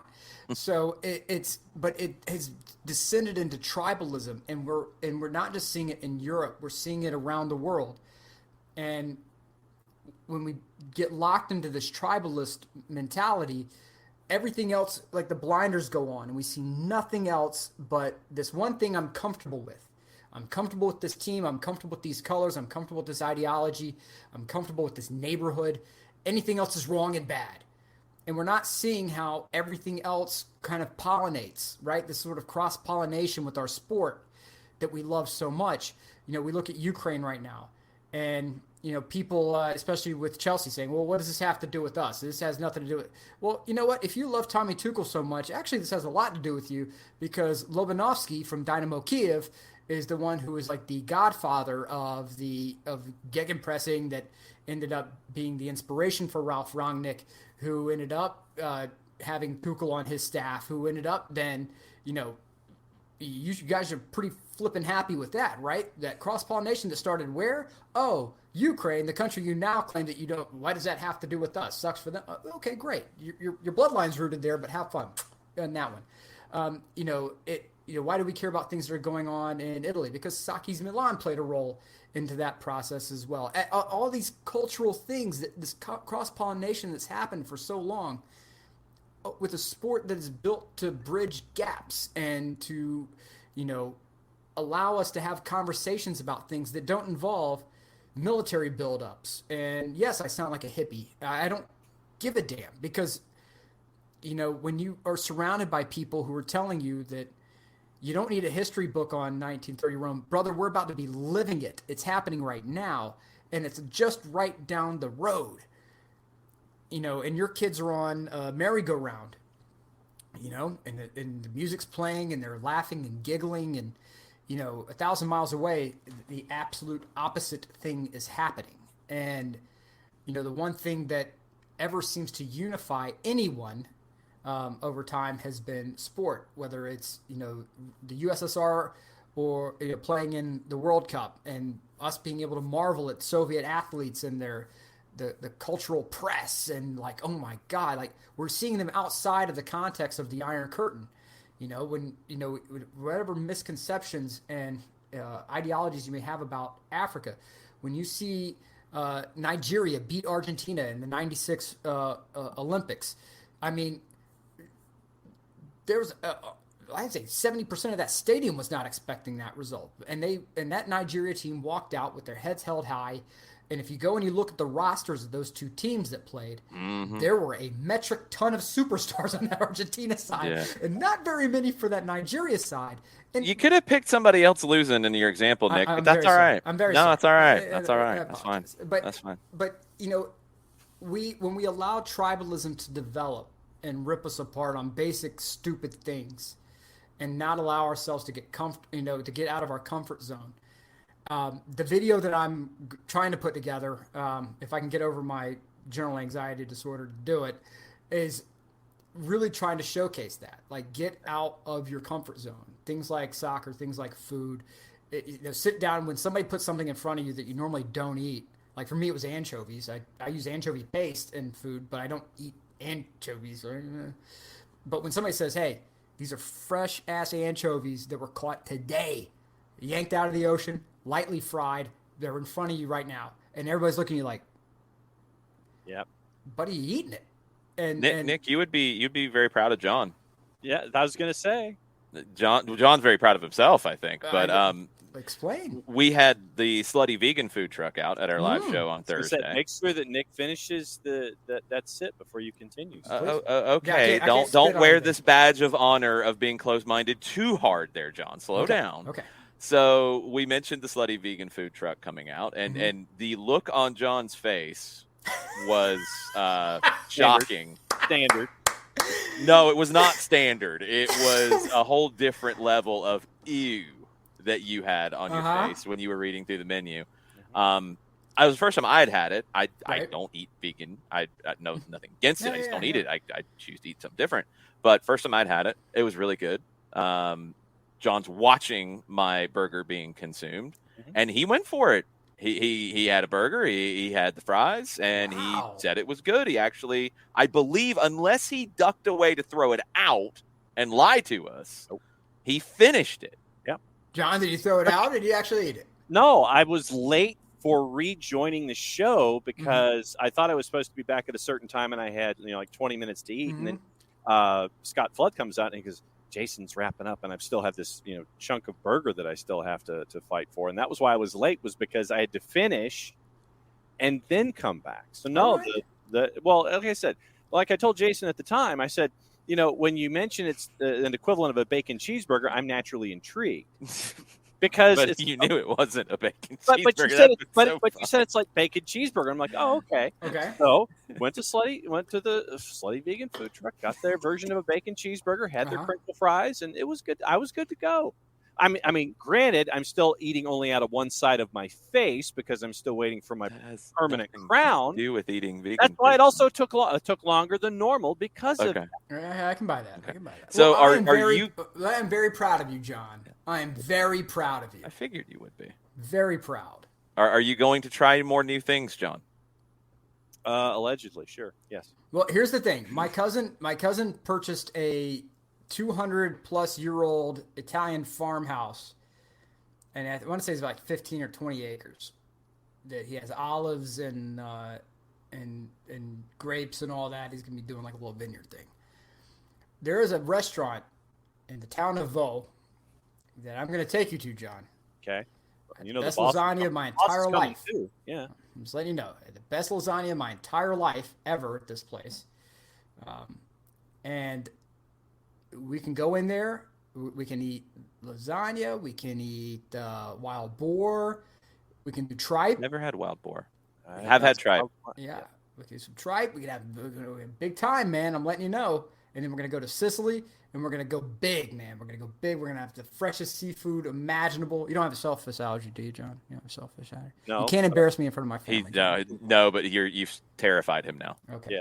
Because you talked about seafood. Yeah, I'm not a seafood. I'm just not. That's because you don't eat enough hyper fresh seafood.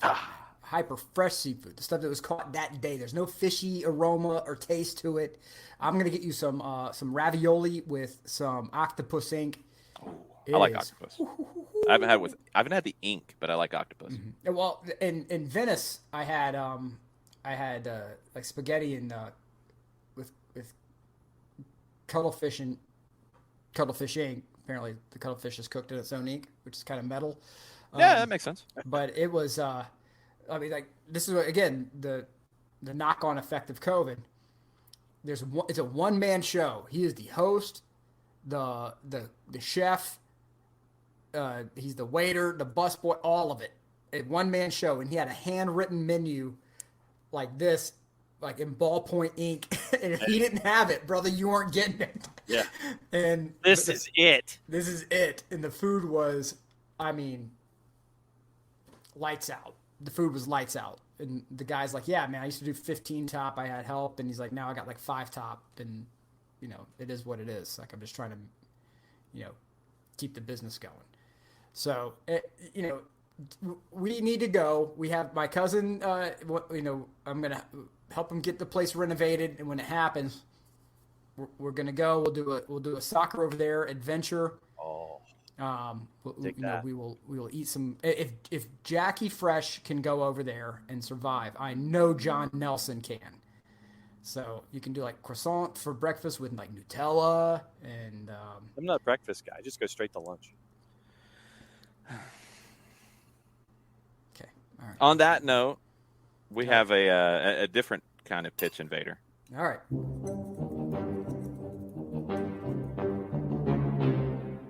There he is. I love his music.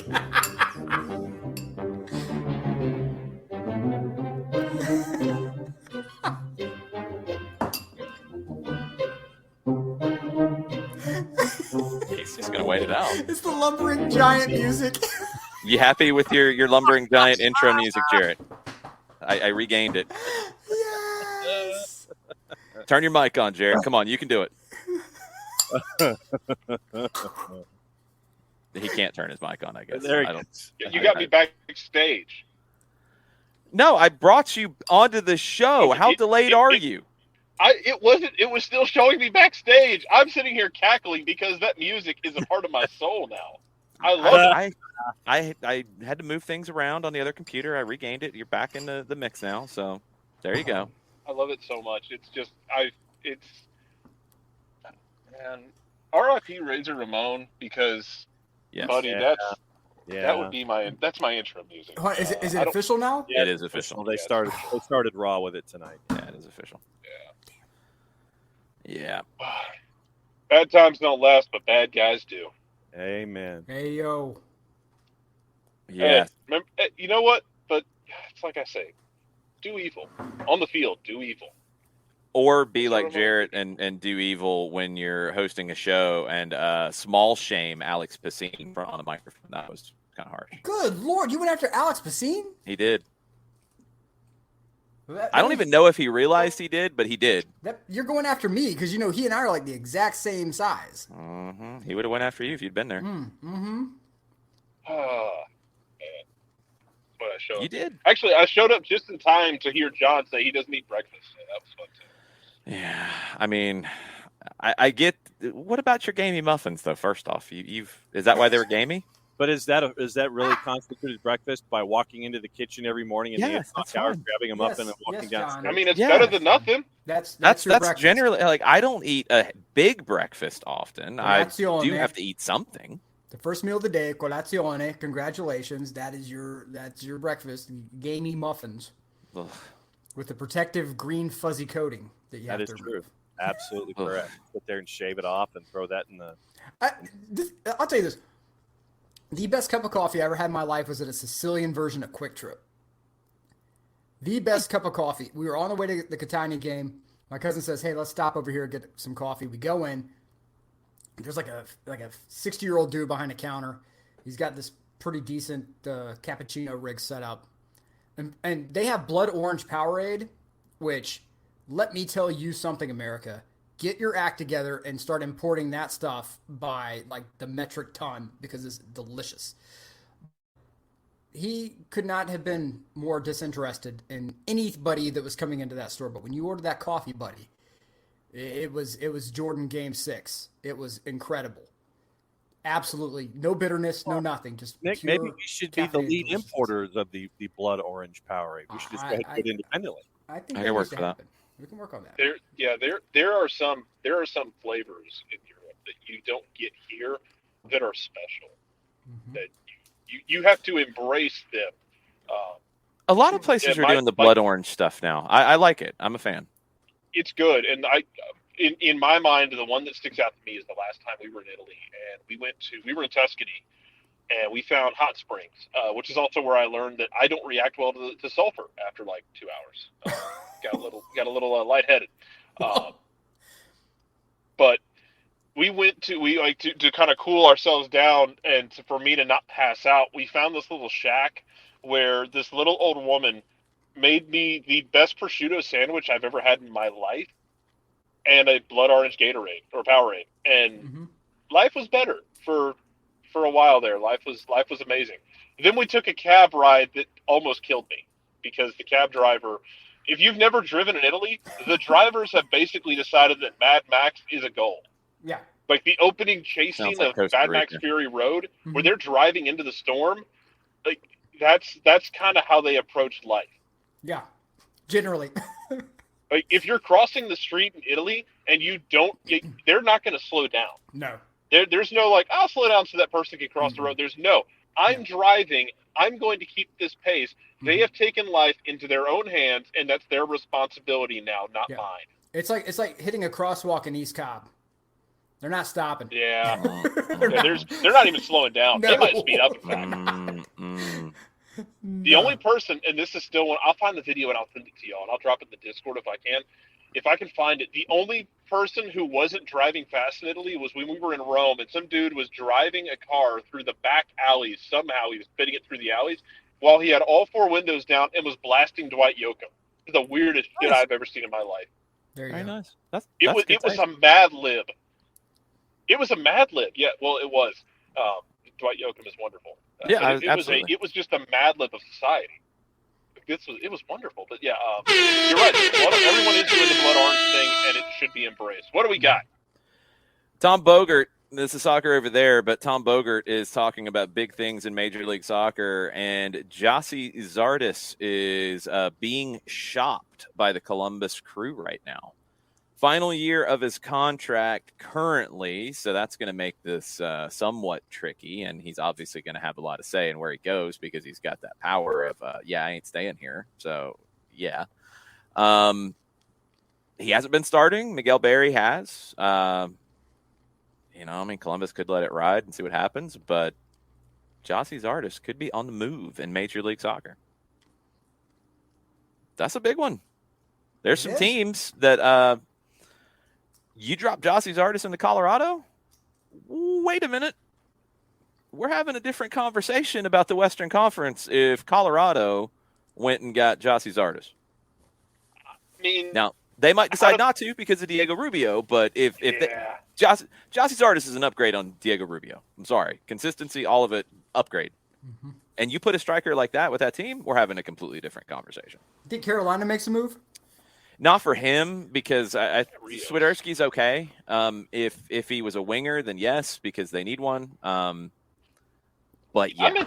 I meant to bring this up with you this morning, Jason, so we'll take a 2-minute aside to do so. Imagine them with a winger as much as Miguel Angel Ramirez likes to overload stuff to one side. And imagine being able to do that and play a diagonal to a really good winger who can win a one-on-one. What might happen in their lives? Imagine actually building a competent roster for the coach that you hired a long time ago and, giving him the materials to work with. Imagine how crazy. Also, you set up your new signing to get ratio by comments. Y'all can't start this. Well, he did this and that in Europe, so MLS will be fun. No, you're that's asking for it. Don't say it. It might be true. He might come in and set the world on fire. It might happen. Absolutely might happen, and he could be an insanely fun player. But don't bring the evil juju upon yourself when you don't have to.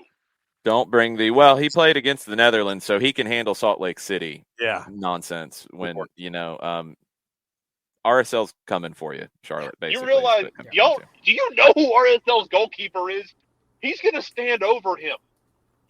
He's going to take him out and stand over him and talk for 20 minutes. Yeah, he might have somebody kick him in the tunnel just on principle, just to show that it can be done.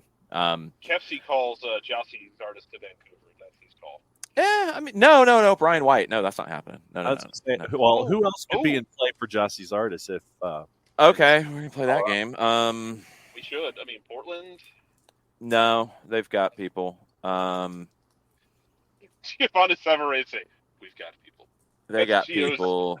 LAFC's got people. Philadelphia's got people. RSL's got people. Austin's got people. I would be shocked to see Red Bull make a move for him. I don't think he fits them. And they're fine. There you go. Ding, ding, ding. That's the move. They did sign the Montenegrin, but that's the move. And they're desperate with how they've started. Colorado or Kansas City are the two that make the most sense. I mean, just scrolling through, there's not really anybody else unless NYC's got concerns about Eber, getting back to where he was, and you're going to sell Tati. Do you just pounce on it now? Yeah. Maybe DC thinks Kamara's, if they worry about Kamara long term.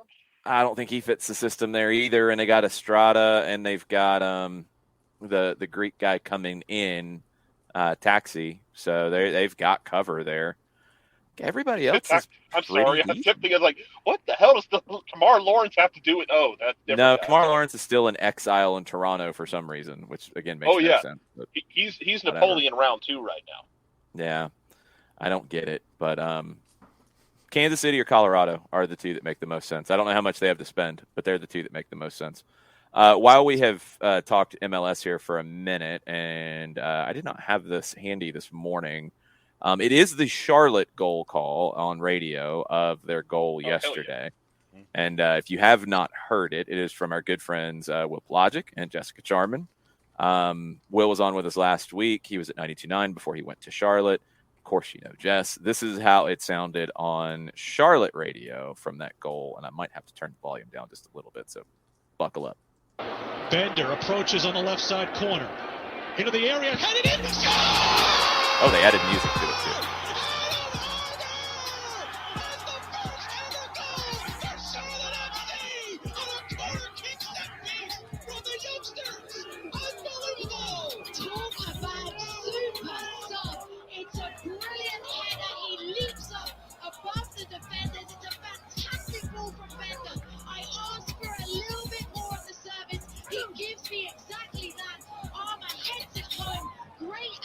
Great power, Guzan, no chance. Charlotte FC ties it up, and Adam Armour in the history books forever.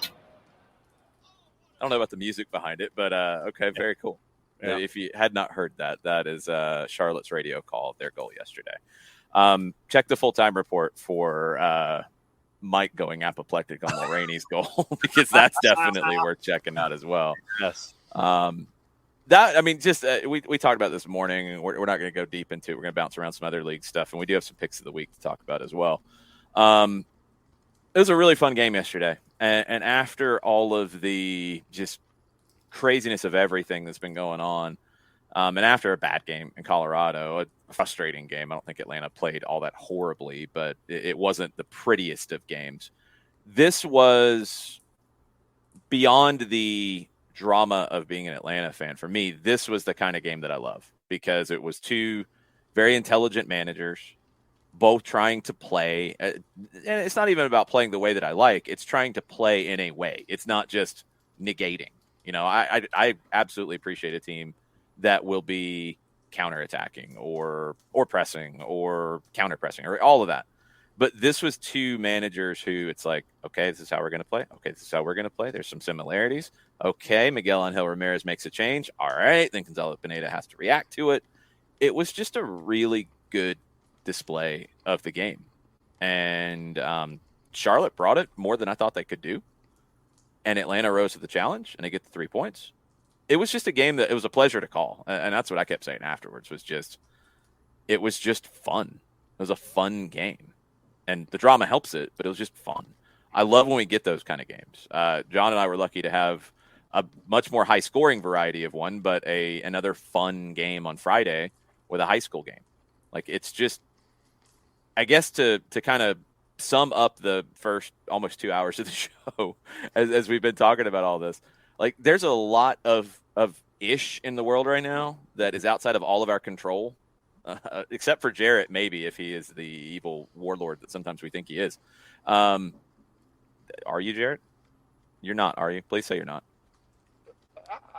I can neither confirm nor deny reports. That's what I was they afraid might of. compromise agents in the field. Yeah, that's what I was afraid of. All right, well, leave Jarrett out of it because he might be. You notice, y'all two are like struggling with this. Nick just shrugs his shoulders. Nick knows what's up. He probably knew. You know, there's a lot of stuff that we can't control, but there's also things that we can't control. And that's why we started doing this show and SDH and all of it, because we love the game across all the different levels of it. And yeah, there's things in it that we don't like. You hear about us talk about that all the time. But there's things in it that are wonderful. And it might be in a high school game. It might be in a third division game in Italy. It might be in a, fourth division game in Argentina. It might be a semi-pro game on a Sunday around here. Like, the game's beautiful and it doesn't get stained by any of this.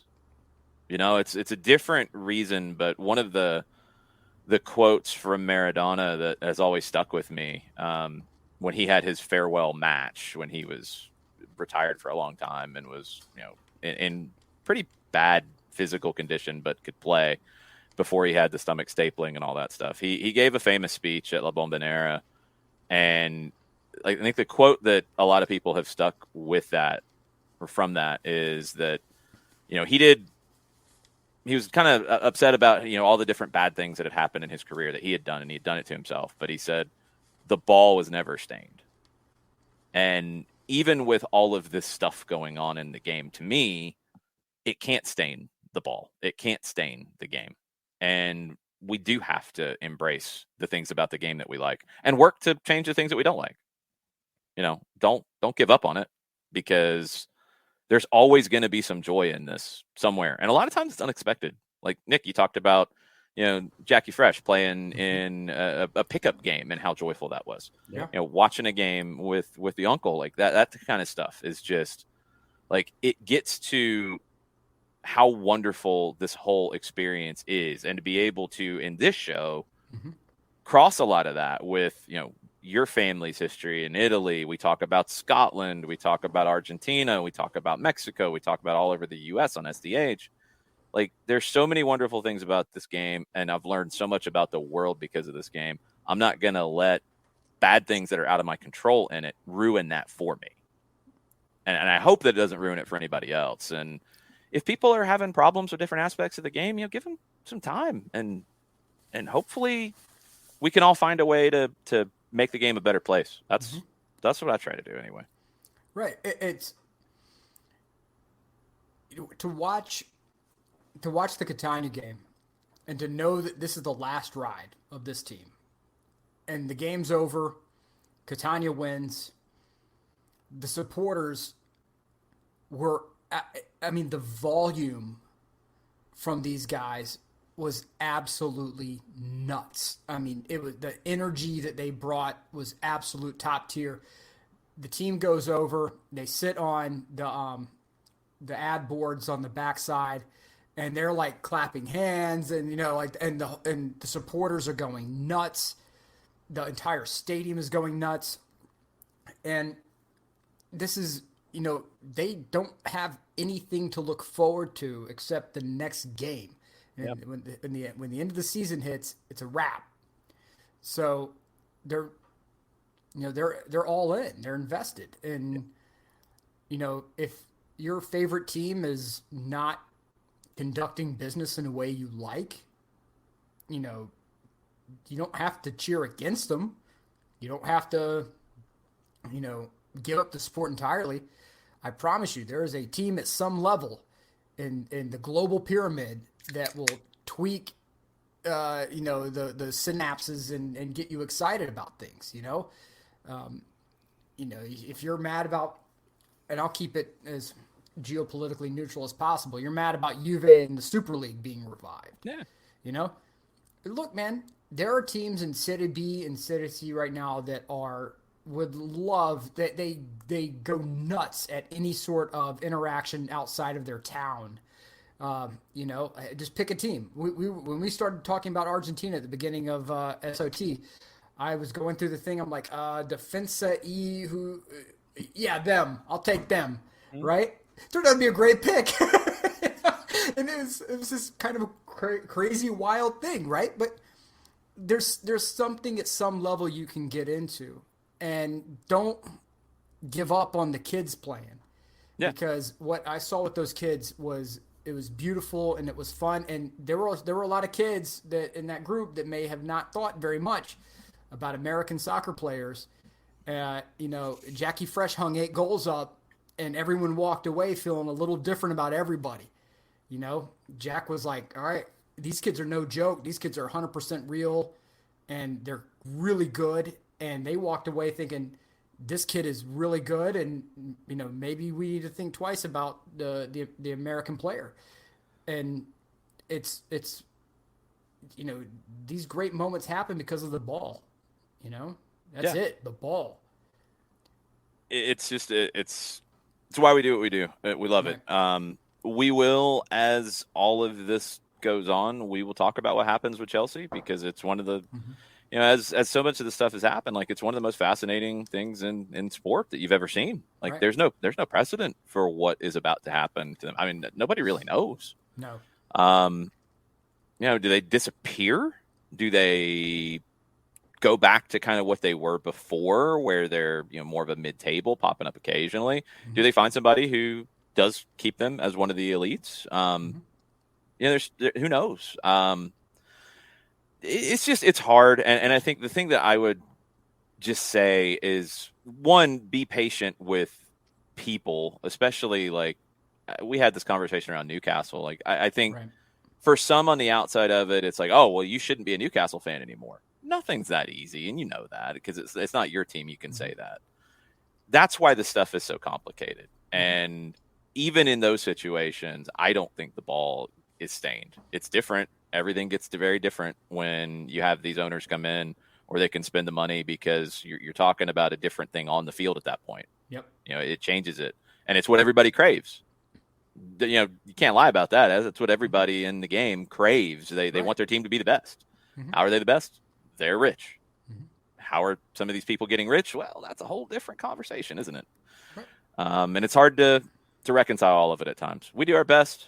We'll talk about it from a sporting perspective. When we talk about it from another perspective, we will too. We'll do that as well when it comes up. So soccer over there can be a crazy place sometimes. And it can be. we do our best to cover it all across the board and give you our personal reactions to it. And sometimes they don't hit all of the memos of people out there. And all we can do is just be ourselves. That's all we can do. And look, people talk trash, right? You pick a Being team. a fan, yeah. Yeah, you pick a team, and let's be honest. I don't know how many Chelsea fans grew up in near Chelsea. I'm going to say that by and large here in the I mean, Metro Atlanta there's a area. lot, and actually, no, it's funny, Nick, you say that because when I was going to the brew house like on a regular basis to watch games, was not that long after Abramovich took over and Mourinho had them rolling. So at that time, you did have a pretty sizable Chelsea contingent of people who would go to games who were old school Chelsea fans. Right. They're people you didn't look at sideways either because they'd bust a bottle over your head. But Chelsea smile is a real thing. I mean, they were the ones that you were a little scared of the most, like easily out of the people that were there. And but there was a sizable contingent, and they're out there. But there's also a whole bunch of new fans now that do they stick around? Right. You know, and that's what I'm talking about. Is it there are people who pick a team, right? Like when because in the '90s, you had Arsenal that was. A lot of Arsenal fans came up about that time. Yeah, ridiculously beautiful ball. Yep. And they were a gold standard, and people looked at it and said, "I like that." And there are some people who watch Sir Alex Ferguson and Fergie time, the comeback wins, and they said, "I like that." And then you have knuckleheads like me that are like, I like the collared black and red shirt that they're wearing, and Maldini, I recognize that, and Baresi, I recognize. Yeah, them. I'm picking them, and as somebody, especially with Sicilian blood, cheering for a northern team in Serie A is kind of like, ooh, but everyone in my family does. So if there are a bunch of Milan fans, sorry, Rossoneri, but it's but at the same time, man, like. These people have been talking trash for a long time in the name of these teams. And so now what some people may consider banter, it's like this deep personal wound for some of these folks. So just kind of be a little patient. I know it goes against the rules of banter because we grew up in college football country, especially here if you're local, and nothing is off limits when it comes to college football. Yeah. But it's not the time to burn friendship bridges because your friend is, you don't know if like that Chelsea fan and their dad like did this and now dad's not around. So the way that they keep dad around is by watching Chelsea games. Like that person's now in a really weird spot, or the Newcastle fan who, watching Newcastle got them through hard times. And now it's like, oh, well, how do I reconcile what Newcastle's ownership's doing back home? Like people are going to be figuring stuff out, and my team is owned by a vulture hedge fund, that almost bankrupted Argentina. Like, I get it. I understand. It is, but this is entertainment. It is a vehicle for you to enjoy things, bridge generational gaps sometimes, connect with people, but it's okay to take a step back and just enjoy the sport and say, my team's kind of off the reservation at the moment. I'm gonna let them go do them for a minute, and if they get their act together, they can come right back. It's okay. I'm not gonna actively cheer against them, but at the same time, I'm just going to stay right here and do me. Yeah. And there's nothing wrong with that. It's okay. But be patient with your friends who are going through that at the moment, I guess. Yeah. Yeah. That are getting flex in the world of football these days. So it is. Oh, we'll have plenty to talk about. Nothing to worry about with that. We got World Cup qualifiers coming up later this month. Buddy. All right. Y'all want to talk about some picks of the week? I believe so. All right. While you dial that up, I'll be right back really quick. Go ahead and start dialing it up. No, you go do your thing. We'll come back. We'll do it because we're not going to go back through last week or not last week, last month. Yeah. We'll have a brief recap on where we stand. Like 3 months ago. It wasn't that long, Jared. It was just a while ago. It was more than last week. That is definitely true. Some things to be on the lookout for this week. You got Champions League second legs. You've got second legs of preliminary rounds of the Libertadores, the Sudamericana, CONCACAF Champions League second legs. You finally have, it's actually very funny, a game that we had picked that got postponed is being played tomorrow. Arsenal de Sarandi and Chaco Forever finally gets played. So that one didn't happen on our last picks of the week.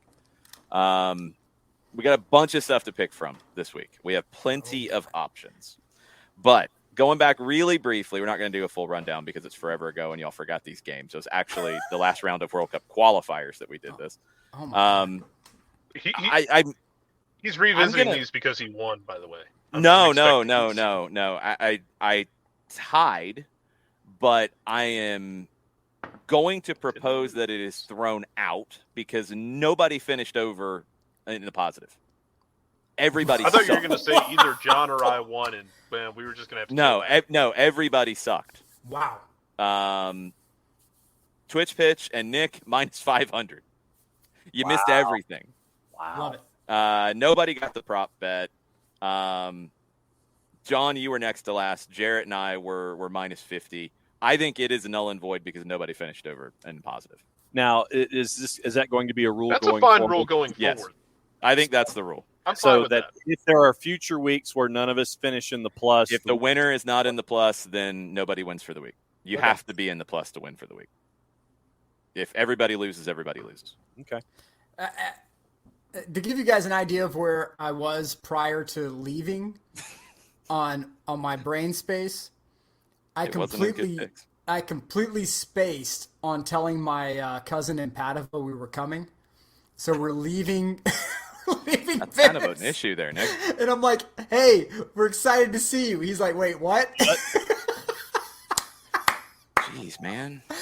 So, yeah, that tells you getting 4 people out of the country is a nightmare logistically. So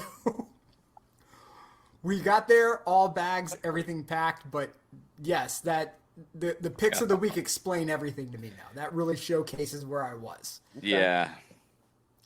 It was bad. It was bad for everybody. You weren't the only one, and nobody else had that excuse. So we will, because nobody finished in the positive, we will throw it out, and we will go into week 2 of the new, well, week 3, but it'll be the second winner, hopefully, of our new season of picks of the week.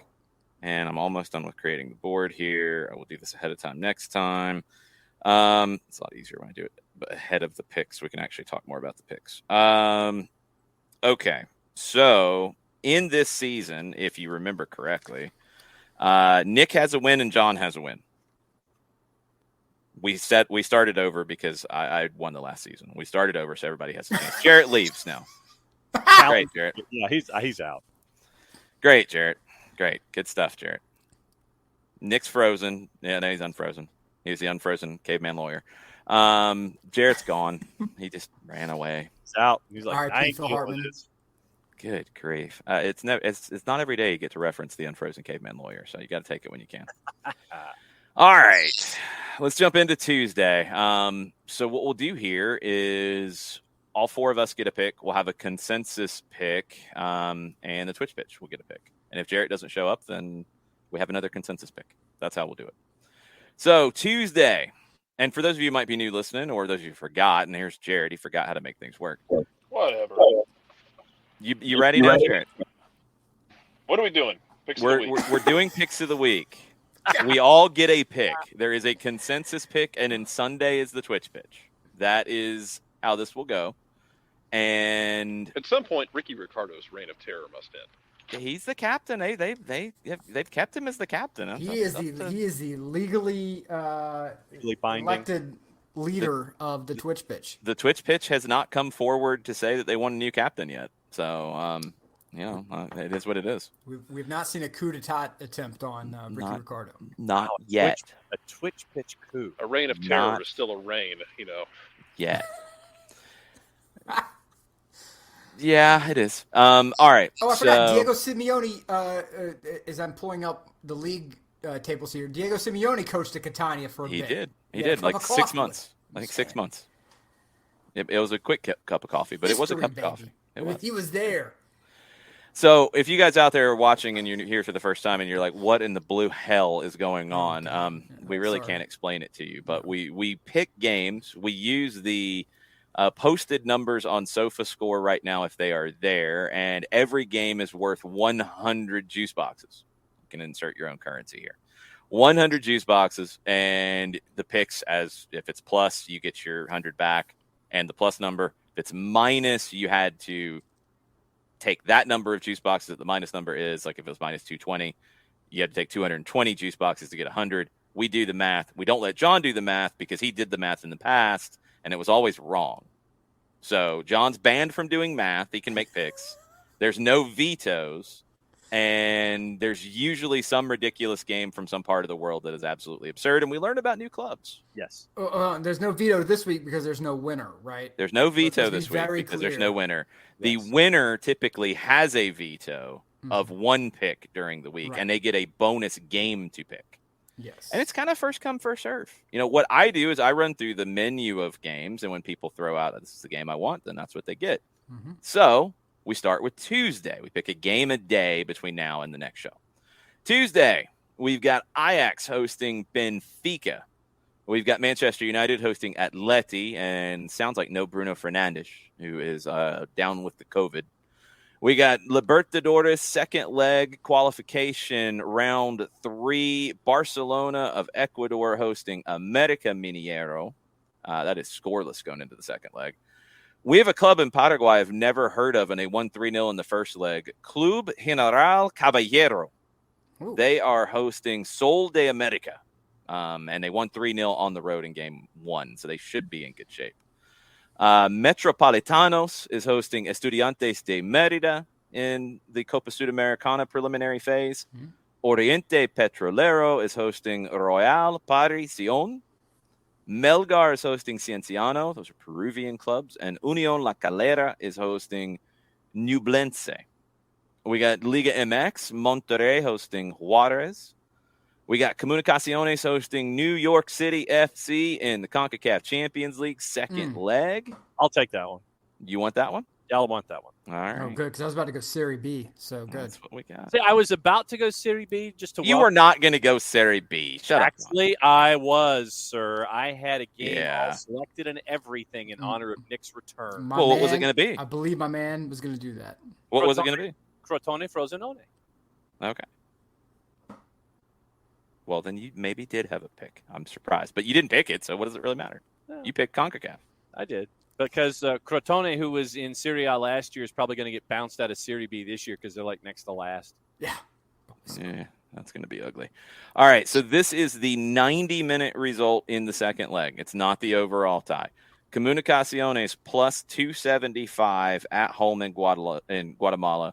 Draw is plus 250. NYC is plus 100. Nick, as the returning panelist, what is your pick? Who's out for NYC? Nobody I'm aware of. All right. This is leg 1 or leg 2? This is leg 2. NYC won the first leg 3-1 in Hartford, Connecticut. I'm going to say the Road Warriors are going to go. The Road Warriors are going to win. My gut's saying draw, but I know that everyone else is. John's going to pick draw for sure. So I'm going to go New York 1-0 win. New York to win, Nick says, in the 90 minutes. So they would win the series in advance. Correct. Jarrett, what you got? Give me New York losing this, but winning the draw. Or winning the tie, excuse me. So Comunicaciones wins by 1 is what you were saying, or 2 if NYC scores a goal. Yeah. Give me NYC being proud of their legs. Robots. Jarrett is being attacked by robots. Maybe he will survive. Yeah. Maybe not. I think John, what you got? I think Jarrett was saying that he pictured NYCFC being pragmatic in this one. I'm going to go with Comunicaciones as well, winning this one but losing the two-legged tie. It's crazy talk. They've won 3 in a row in the league, Comunicaciones. They anything else that's important here? See, they haven't lost in a long time. In domestic play, they lost to NYC. In theirs, they lost to Colorado in the second leg of that match. They did win the home leg against Colorado, 1-0. They've got a good goalkeeper. I'll actually take the draw. I think they get one, but I think NYC gets one. Tati Castellanos has owned this tournament. I'm going to go 1-1. Katie Weaver with an incredibly important question, wondering if there are tiny banners in Guatemala City. No, they have big banners in Guatemala City. They don't mess around. They have no time for little banners that look like they came with your newspaper. It's like fold-out banner edition. No, it's not the fold-out banner, John. It's the little placard that you would get, and you'd take it to the game and hold it up in the stands. Yay, I'm cool. Yay. We won the MLS Cup last year. Let's tie it to the stands. 3x5 phone call? Hey, Bob, yeah. Did you go to Kinko's? Yeah, they printed it, right? Yeah, they got it. Okay, good. Yeah, go pick that up. Right? It's a big. Don't forget the zip ties, Bob. Yeah. Grab the zip ties, extra zip ties. Yeah. We got to be able to cut it off. They got to be the cheap ones though, because the Yankees say we got to get it off before 10 p.m. Yeah. Okay, good. Thanks. All right, people are asking about the odds again for Comunicaciones and NYC. We are obviously out of practice here. Plus 275 Comunicaciones to win, 250 for the draw, 100 for NYC to win. And Sebastian Becasese of Defensa y Justicia is being admonished by the referee. Well, that ref needs to be admonished. Finger wag? That's what I'm saying. No, it was more of the tranquilo signal. I mean, that's the safer thing to do, because otherwise he's just going to stab you. I don't think he's going to stab you. He might punch you. And he'd probably kick you in the nether region, too, while he's at it. I think he fights dirty. No disagreements. Wednesday. None whatsoever. Juventus and Villarreal, Lille and Chelsea. That's an interesting one. They booked their travel ahead of time, so they're good. Brighton and Tottenham in Premier League action. Arsenal and Liverpool in Premier League action. John already blew his pick, so he can't pick the Prem. Bundesliga, Mainz hosting Dortmund. Libertadores qualification round. Estudiantes de La Plata hosting Everton de Viña del Mar. Everton fans, you might need a new Everton to follow. There you go. True. They might be in the championship next season, I'm just saying. Club Olimpia is hosting Fluminense. I'm just saying. That was Sudamericana. cold-blooded. Well, it was. Preliminary phase of the Sudamericana. Club Atlético River Plate, not the Argentine one, is hosting Liverpool, not the English one. Great value, River Plate. Yes. Great Value River Plate is hosting Great Value Liverpool in the Sudamericana preliminary phase. You don't need to go out for Liverpool. We have Liverpool at home. Crazy Eddie's their owner. I'm doing that game. You're doing that game? I love that. I love that Liverpool of Uruguay uses blue and black as well, which is just great. I love it. Sorry, Ropes, you caught a stray on my shots at Everton. Sorry, wow. But yes. So CA River Plate is hosting. River Plate. Dude, you don't even have why? You can name it anything. You can name your team anything. I mean, I kind of get the Evertons and the Liverpools, because okay, like it's a club from a whole nother continent, and you want to name it after that. But River Plate's like they're in the continent. I don't think the Uruguayan variant was first either. I think they were second. I'm gonna make sure of that because maybe the Argentine stole it. I don't know. This is like Coming to America McDowell's. It is. It's like they have the Big Mac. We have the Big Mick. Yes. They have the golden arches. We have the golden arcs. Yeah, so Club Atlético River Plate came after, 1932. It was when two clubs merged, Olimpia and Capurro. So you can tell that was a titanic argument. They were like, we're going to be this. No, we're going to be this. Okay, guys. All right, fine. We'll do this. This is what we're going to be. Congratulations, you idiots ruined it. You we're both gonna name lose. Yes. Yeah. We're not going to be either one. We're going to go Yeah. here. This is like plain white bread with a hamburger bun. We Oh, got okay. McDonald's Now at it gets a home. little more interesting here, though. All right, there, let's go. there was a River Plate FC in Uruguay, which was founded in 1897. Ooh. They were one of the giants of the first era of Uruguayan football. Montevideo Wanderers, who's still around, Peñarol and Nacional, who are still around. That club dissolved in 1929. Then you had these other clubs start up. Then they merged. I mean, it's the River Plate. Like, that's just part of the conversation here. But I am very intrigued now. We have to figure this out. CC, I'm intrigued. Which club was first? Mine. River Plate.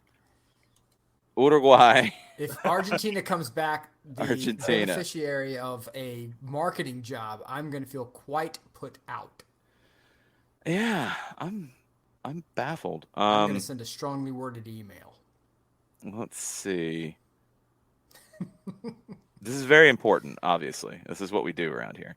About the same time, River Plate in Argentina, which is also Club Atlético River Plate, CARP's in the badge. Tommy's probably freaking out during all this as a River Plate fan. They were established in 1901. So a little after. I don't know how much was known about Spicy. the two places. Spicy. Do we I need am- to, I feel an SOT trip coming on. Ecuador, because Scott's Cheap Flights has had some insanely cheap flights to Central and South America recently. So we may need to go and interview people and be like, who was first? Who is the first River Plate? So, yeah, I mean, it sounds like they're both like named independently, because River Plate in Argentina, the story about it is as the port in Buenos Aires was being constructed, one of the members of two local clubs that merged, Santa Rosa and La Rosales, they saw workers who were building the port leave to go play a football match. And the boxes that they were working with just said the River Plate. That was the name the English gave to the Rio de la Plata, which is where it comes from. So that's why the Argentine club was called River Plate. It had nothing to do with the Uruguayan club. It was because of this. So you can blame the English for it.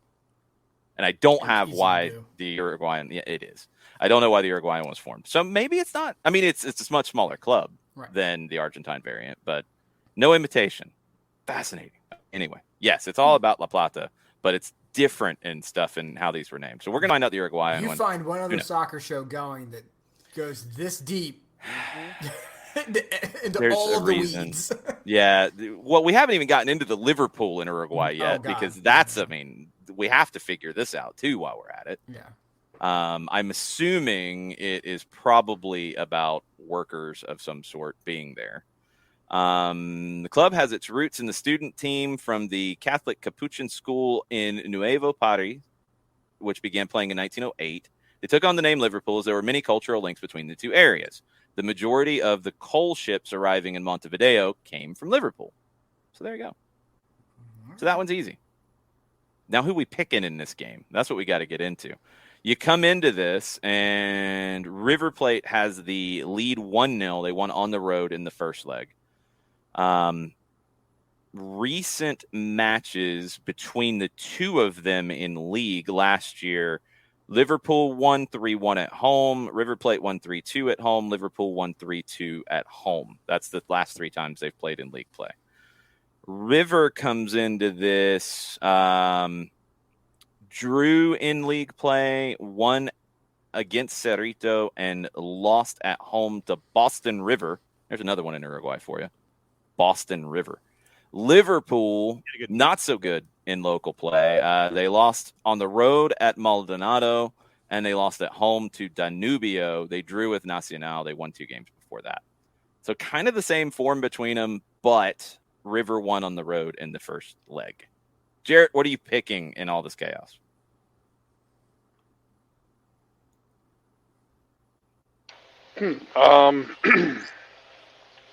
You know what? Give me Food Lion River Plate. Food Lion River. Wow. Wow. Wow.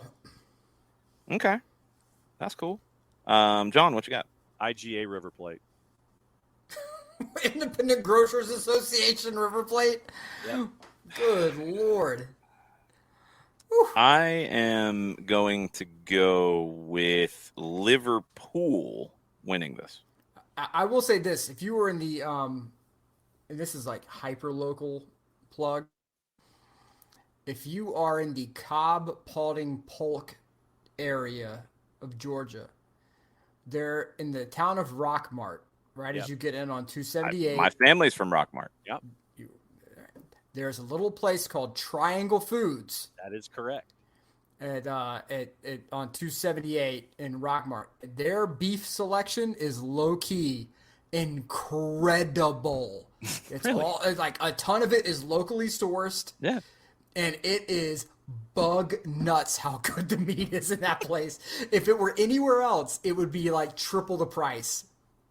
If you're in that area, Triangle Foods, you will thank me later. I might have to remember this. I'm just throwing it out there. Well, who are you picking between River Plate and Liverpool? I will say that. Okay, so who's the home team again? River is hosting. They won 1-0 in the first leg. Okay, I'm going to And say we that don't have any numbers on this one. we have no numbers here. Big Check Liverpool has had 2 losses in a row. I don't see that continuing necessarily. I'm going to say it will be a 90-minute draw. Ah, very nice. All right. Let's move to Thursday. It's a hard game to pick, man. Jared keeps disappearing and coming I'm back. here. It's fine. It just Settle down over there. You would think with Jeez. how damn tall you are that your ass would get like 5-bar reception everywhere Seriously. you went. buddy, I'm getting 6G over here. Are you in a laundromat with your 6G? That's what You people know? are asking on the Twitch pitch. No, I'm not in a laundromat. I think he's taking a walk. Jesus. He's out in the forest. Hey, don't be knocking the laundromats. And shout out to the Lava Me laundromat in Padova, who tolerated my shattered Italian with the grace and gentility of a seasoned politician. God bless you, Lava Me. You guys are incredible. Got to Very throw nice. that plug out there. There you go. That's cool. If you're ever in Padova, you know where to get your laundry done or If you do it go yourself. anywhere else other than Lava Me and you were having conversations because those are my Fair people. enough. I'm holding them down. You know where to do your laundry in Padova. You know where to get your meat in Rockmart. You're good. There you go. That is true. You're good. Public learner on this show. Worldwide. That's what you learn on this show. Thursday. Who picked the Liverpool River Plate game? Jared, did you do Jared did. that? Okay, just making sure. 6G 12 hours Jared. ago. I'm just making sure who picked it because you're out and John's out. So Nick and I got to pick, and we got a consensus one to come up with. Will is saying that Jarrett went to go look for Matt Olson. Maybe. Are you stalking Freddie Freeman, Jarrett? No, I'm not. We went over this. I'll people explain on the didn't. Discord later. Okay. It's setting the emotion aside. It's Nick, back me up on this. It's a Belichickian move. You decided not to pay Smart someone move. $30 million. You decided not to pay someone $30 million. Instead, you're paying someone else $12 million for what's going to be similar production. And you didn't lock yourself into a deal. So it's very Belichickian. And Alex Anthopoulos is actually pretty good at his job, which I figured everybody realized that last year when he got the World Series MVP at the deadline for a bag of peanuts. Yes. As a Yankees fan, I watched the Yankees sign the ghost of Mark Teixeira. I watched them sign stupid deal after stupid deal after stupid deal of insane stupid money for guys whose production was getting ready to fall off a cliff because they had a great season the year before. Yep. Don't be like us. Be very happy that you have a general manager who did not have a team president over them saying, "Buy the best of all time. I want a human baseball Curtis Sartman." Yes, Hey Nick, you know what the very best part about that is? This is back in an era when you were still doing Type A, B, and C free agents. Teixeira was a Type A free agent, which meant that the Angels who got him, who lost him, got a comp pick at the end of the first round, which they used to draft Mike Trout. And we still have done nothing to surround him with any kind of talent. No. So thanks for the reminder. Yeah, and look, when your team is chucking $150, $200 million contracts to people who like completely tank the next year, I promise you guys, those emotions will dissipate quickly. Just don't get bought into any sort of early season stats. You guys are okay. You just won a title. Be happy. Yeah, it'll be okay. It really this is will. not a Marlins teardown. No. So you're okay. No. This, if anything, you're bringing a kid home, like, which is cool. Right. Considering, also, let's go ahead and get this out here. Considering what they gave up for him, don't be dumb. They're already starting the negotiations for an extension. He's got 2 years left before he hits free agency. You brought a local kid home and paid a high price to do it. You're looking to sign him when he's 30 to, a multi-year deal at that point. And you're looking to win right now. If Anthopoulos is here, he's going to do the same thing again. He's going to do the same thing again if he has to. Yeah, but yes, you're absolutely right now. Your window is currently open. Yeah. This is not a tear down move. It's a smart move, and you take the emotion. It's emotionally smart move. Yeah, it's emotionally sad because it's happening. But then when you get over it, you're like, okay, it's a very smart move, right? And I'm just gonna have to roll with my emotions for a bit and be sad about it, but get over it. Yep. All right, Thursday. Let's get into games. We have Nick's got a pick, I got a pick, and we got a consensus pick. Thursday, we've got Europa League second legs. Galatasaray hosting Barcelona is maybe the most fascinating one. Dome Torrent took Galatasaray to Spain and got a scoreless draw in the first leg. He did rotate his squad a bit today. Got a win over Besiktas at home 2-1. But they play Thursday hosting Barcelona. Barcelona won 4-0 over the weekend against Osasuna. They have been rolling with the exception of that scoreless draw against Galatasaray. Barcelona hadn't lost in a long time. The numbers on this game are also very interesting. 800 is the win number for Galatasaray. 375 for the draw. Barcelona's minus 278. Galatasaray hasn't been good this season. They fired their coach. They hired Dome Torrent. He wasn't very good at the beginning. He started to get things right, though, very recently. So he, in the last, honestly, since the end of February, draw, win, lost to Konyaspor, draw with Barcelona, win. And they're plus 800 in this. I'm going to put that one on the board. Galatasaray hosting Barcelona. Because that number's very odd to me. Yep. After a draw on the road. Very, very odd. Jason, that sounds like you're in me and Jared's corner of the house there.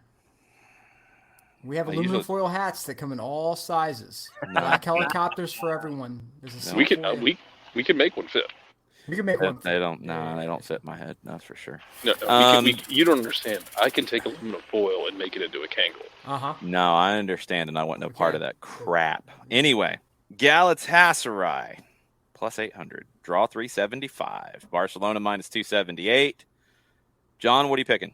I'll go with the Battleship to win. Well, alrighty then. Take that 800 and run.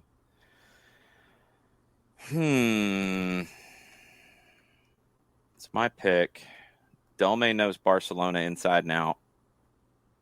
He got a draw in Spain. I think it goes to extra time, so I am going to take the draw. I do think Barcelona wins, but I think it goes to extra time. Nick. I am going to join you on the draw train simply because Battleship Galatasaray has a very difficult place to play in. Yeah. Yep, it's tricky. So I think the talent of Barcelona will win the day. However, that away leg is no joke. That's a fascinating one. Jarrett, what you got? Draw. Draw for Jarrett. Okay. Friday. We've got Friday. Some things never change. Nick is so happy. Can right they now. Look change? at him. Please, can they change? Please. No, they Look at can't. Nick. Freaking No, they change. can't. Look at Nick. Look how happy you've made him. Yeah. This nonsense. Can't believe you So wanted to deprive stupid. Nick of this happiness. Don't Yes, you I do. dare. Don't I you absolutely do because it's so stupid. That's the song.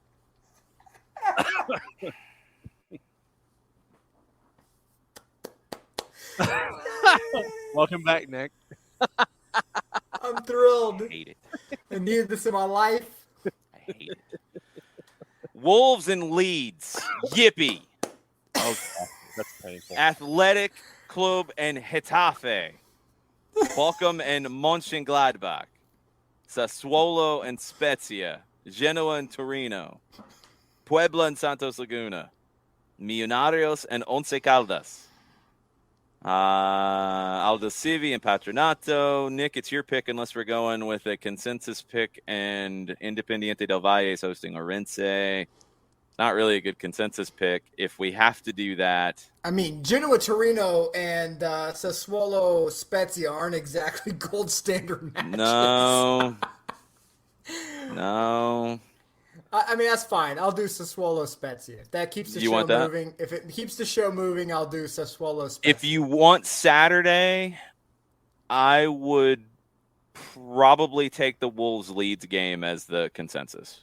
I could get behind that. Okay. It's a pretty interesting one. So, yeah, pick one from Saturday, Nick. We'll take that. Wolves and Leeds is a pretty interesting Does the one, Twitch actually. pitch concur with this particular? We got three people here. We can outvote the Twitch pitch. All right. Sorry, Twitch pitch, but you got outvoted. I'm not sorry. I don't know if you want me to do this or not because it's a compelling. They say that's fine. It's a compelling match. As much as my heart wants to throw Milan out there, the Venezia Sampdoria match is huge because Venezia in the drop zone, Sampdoria right outside of it, but losers of the last three straight. There's a lot of money on the line in this game, and if Venezia loses, it pretty much cements that they're in a bad way. Milan can help Venezia, believe it or not. That would be my pick on Saturday. So I'm giving you guys the opportunity to rethink your No, that's fine. consensus. That's fine. That works. Okay. We'll do that. We've put up with a lot of debauchery. I think we can handle this. Yeah, we can handle it. So Wolves and Leeds is the Friday game. Wolves plus 110. Draw is 250. Leeds is 240. Leeds, Jesse Marsh got a win at the end of the last one. They're in 16th place. Wolves have won 2 in a row. Other recent matches between these two, they played in October. It was a 1-1 draw at Leeds. Last year, Wolves won both 1-0 against Marcelo Bielsa's Leeds.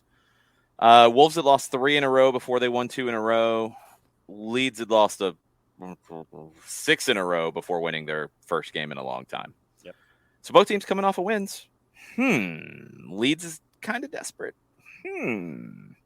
Nick, what you got? Or no, wait, sorry, I go first. Sorry, Yeah. You're next. Then I will go with. I don't think Jesse Marsh is good defensively, and I don't think he plays for a draw, even though that would be the way to play it if you're Leeds right now, because that point would be really big. Wolves wins at home. Nick? I think that with the win, I think Jesse Marsh can walk into the locker room and be like, yes, see, the tactics work as long as everybody's working together. I think they have one more win on the new coach bump. Give me Leeds. Okay. Jarrett?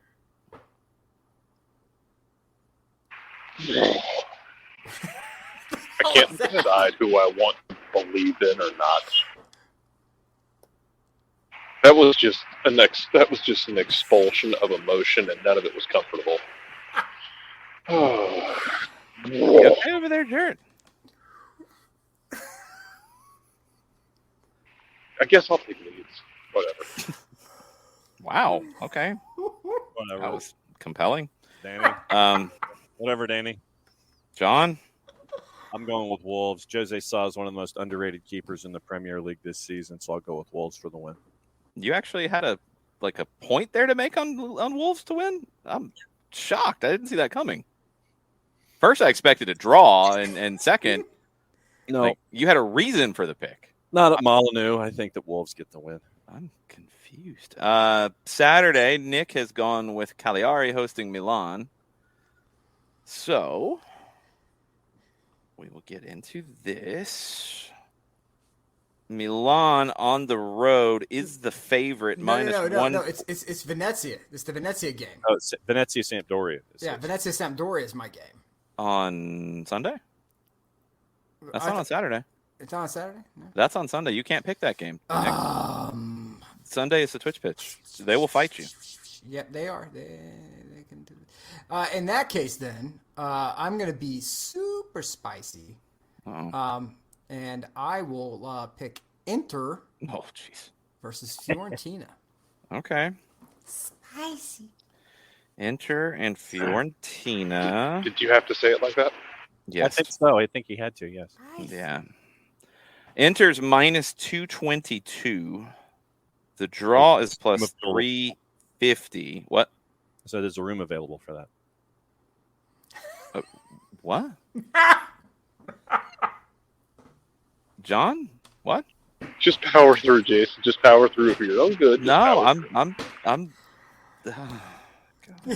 Jason, your car doesn't have a gear low enough to get through this. You should just go around it. Just kick out at 2, Jason. Just kick out at 2.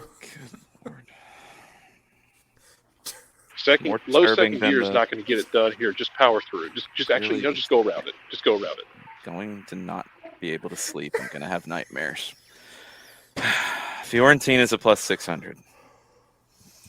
All right. Recently, Inter won at Fiorentina. Last time they played in September, 3-1.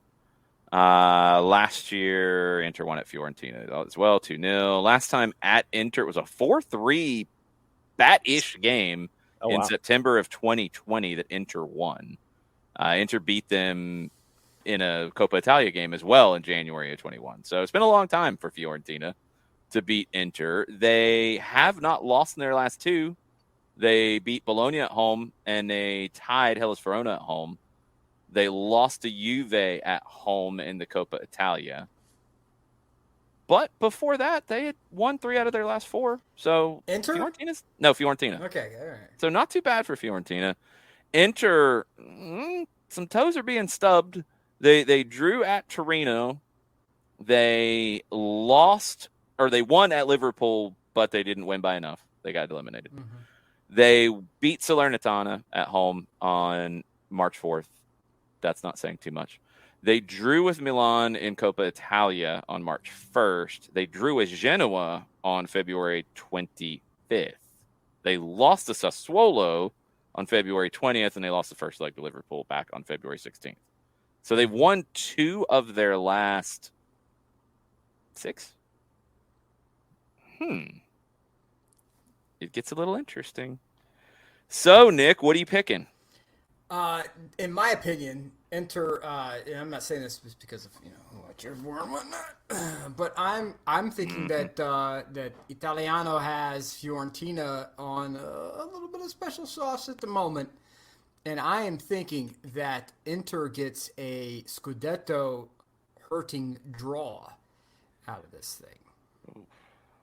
They might be. Well, no, they're not. They have a game in hand, right? So they're not out of it if they draw, but that hurts them badly. They're 4 back. Badly, right? Okay, Jarrett, what you got? I am contractually obligated to pick against Inter at all given opportunities, as my page is on page 4, my signatures on page 4, 7, 15, 16, 17, and 33 indicate. So Inter will lose. So noted. Jarrett, Thank you. you might be high once again. You might be. I find no fault in his logic. No, he might be correct because when he gets high, he gets games that make no sense correctly, but he still might be high. Right, Jarrett? My client can either confirm or deny. That is any... yeah. My client cannot comment. My client cannot. He was comment. about Thank to. You. We know what he was going to say. No. We don't know. We know exactly what we he don't know what was he's going to say. No, Thank I you, was Jason. not. No, Thank my you. comment was no comment. You may speak to my lawyer directly. No, Thank you. That's Yes, that's and a this nice is internet try. lawyer. Mm-hmm. As his duly appointed internet lawyer, my client has nothing to say about your erroneous claims. Mm-hmm. You're just mad you're not represented by an Italian. That's all I'm saying. That's right. Represented by an Argentine, I'll be okay. The Italian legal framework of shut your mouth is shut your mouth. Argentine versus Italian works just means in everyone's going to Argentina, bleed. Yeah. Don't Yeah, well, talk exactly. Everyone's going to bleed. That's the point. Nick and I are going to probably fight each other when they play in this crazy Copa game in June or something. I love how Nick is going Nathan Thurm all of a sudden. I was able to find at a 90s Nike Italy kit while I was over. Those were sweet. And that is going to be broken out next week. How do you feel about Adidas in Italy now? I have seen where Adidas has done really well, and I've seen MLS where Adidas has done terribly. Not all of them in MLS. No. A lot of them. I don't know if I'd say a really good lot. ones. There's been some bad ones. There have been some. There have been. But there's been some a good few ones. Good ones. A few good There, ones. there's always the Vancouver pajama kit from a couple of years ago that was really bad. But on the other But hand, they the make Purple up Haze for it kit, with the band across Seattle the middle. Purple Haze. They make up for it. Yeah, the Seattle Purple Haze was wonderful. I like the Vancouver pajama kit. I'll throw that out there. I like the one with the bar across the front. That one's Yeah. classic. The pajama one was okay. I didn't have as much hatred for it as Jarrett did, apparently. All I want is the collar. Bring the Yes. collar back on Yes, the Italy kits. I am pro collar with you. Bring the collar back on the Italy. You don't have to bring it back for anyone else. But please, in the name of all that is holy, bring forth the collar on the blue. Forth the collar. Bring forth the collar. Argentina had a collar on this one. That's what I'm saying. Mm. Classic. Adidas. I like collars. Bring the collar. John, what are you picking? Inter Fiorentina. Inter. You got really excited about that. What? You know that's not allowed around here. Why'd you do that? I know. Jocularity, I know, is not allowed. It was more. No, John, no. Jocularity is fine. Have you ever heard this show that you're on all the time? Second, jocularity when it comes to Inter is not allowed. No, there was no jocularity involving Inter. It was more of resignation, a matter of fact, considering. There was no resignation in your Inter. There was no resignation with how you picked Inter. No. Resignation, the number was what, 180 whatever? Minus 222. Oh, yeah, that's what I'm saying. There was no resignation. You pounced on that so fast. Mm-hmm. Zero resignation. Just admit it. Tell Nick that you just picked Inter to win. And you feel good about it. You have a Javier Zanetti kit at your house, don't you, John? Huh? You got a Zanetti kit hiding out there? Huh? I'd have to look in the closet upstairs in the jersey closet. Yeah, you got a Mascherano kit hiding back there, huh? A Mascherano? You got who else do you have back there? You got Vieri? You got a Vieri kit hiding? Huh? I'll bring it down next week. All right. I see over there. You got really excited about picking Inter. Oh, you will like this, Nick, that Diego Maradona left Zanetti off the 2010 World Cup team. There we go. Just That's my dude. Nah, I'm not taking fullbacks. That's my dude. I don't need that guy. Probably should have taken him. I respect Zanetti, but yeah, I'm petty. You ain't gonna left him out. I'm petty. Just no. No. Man, this is a tricky one. I'm kind of all over the place on it because I can see the draw. I like Nick's thinking here. Inter should win this. They are the big favorite for a reason. They're the big favorite for a reason, but they have been unconvincing in the run-in here lately. So I think I am going to follow Signore Aliffi and go with the draw. Don't love it, but I don't trust Enter right now at all. All right, Twitch Pitch. What are you doing? You're on nothing but Sunday? sober cowards. What? Yeah, you're high. I'm not. I haven't caught up yet. I'm just into my second Lechuza. Lechuza Amber, by the way. It's excelente. Bueno. All right, what you got, people on the Twitch Pitch?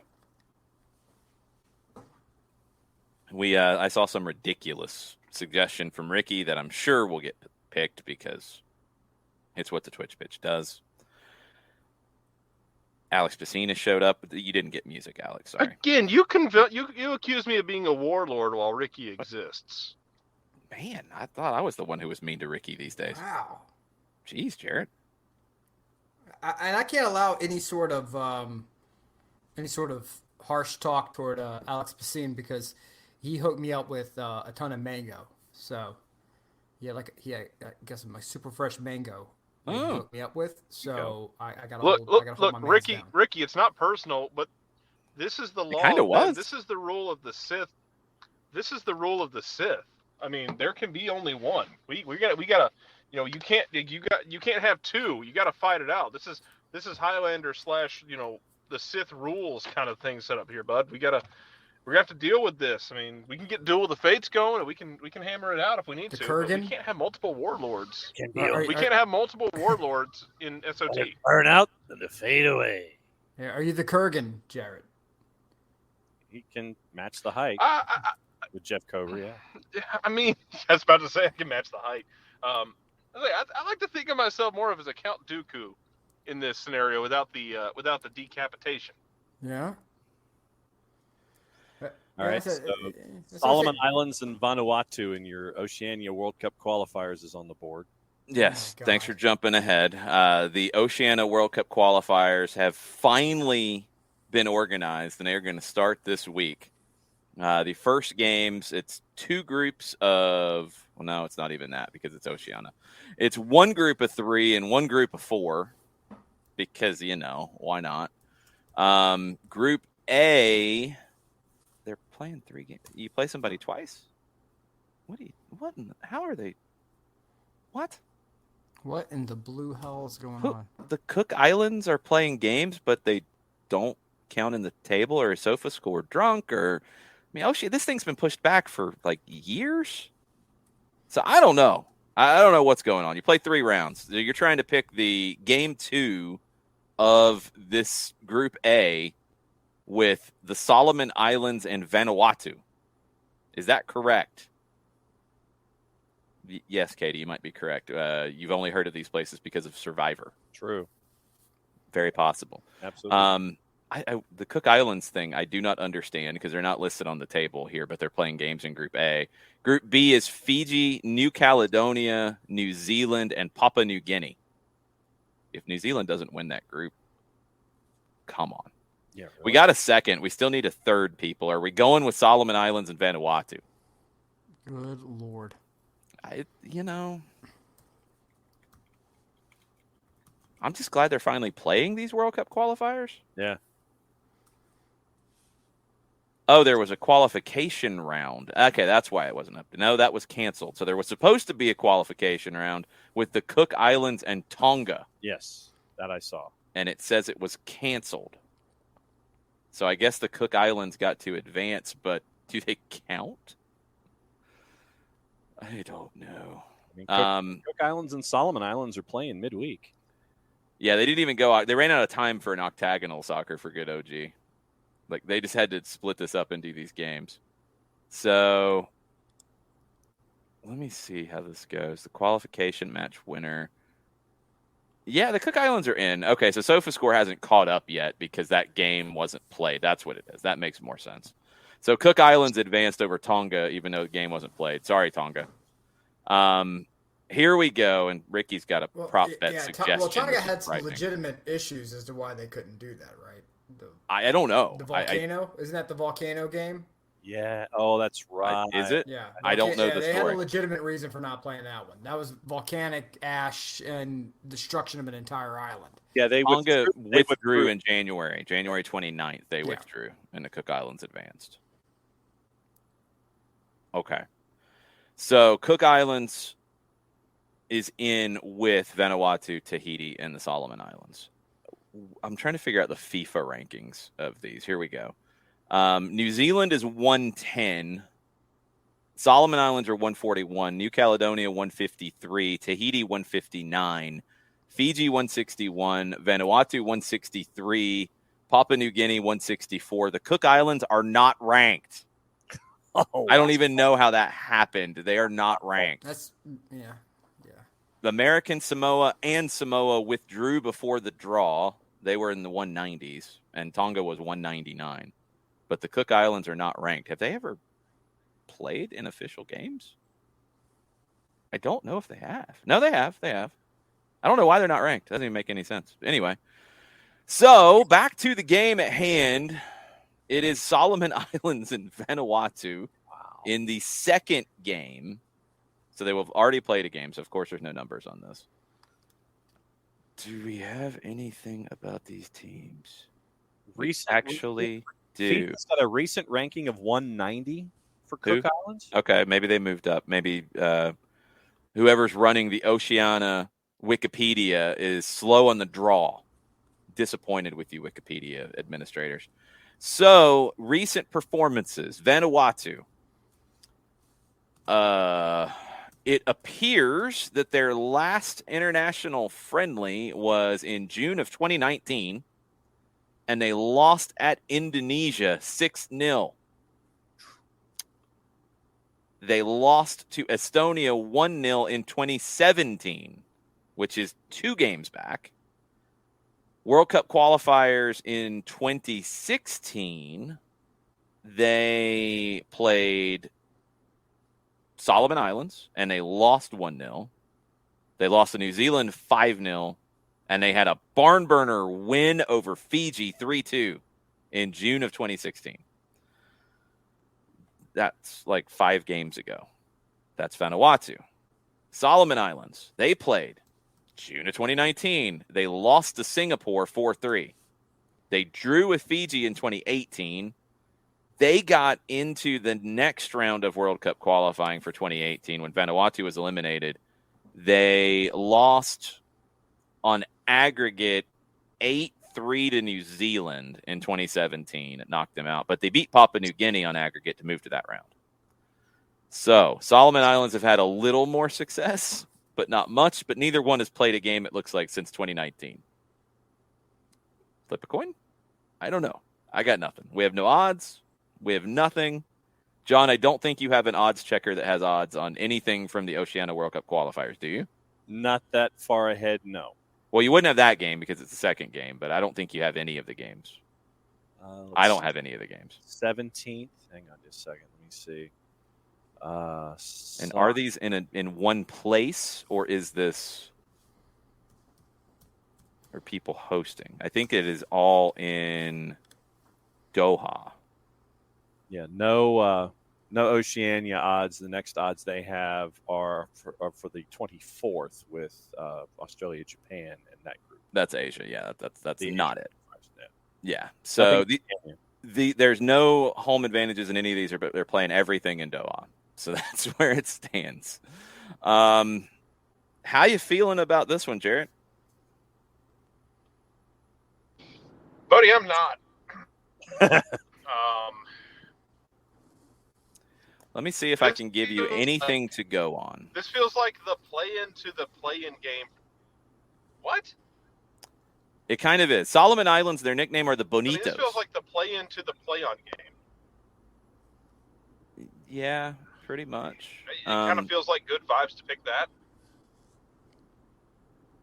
I don't think Vanuatu has a nickname for their team, or at least I don't see one. Okay, Bonito.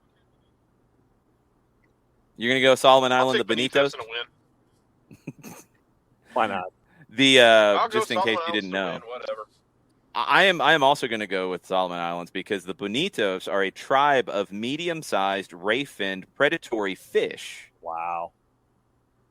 I'm going to go with the Benitos. So I'm with you, Jared. I'm going with Solomon Islands. Nick, John, what are you going here? Raw. Yeah.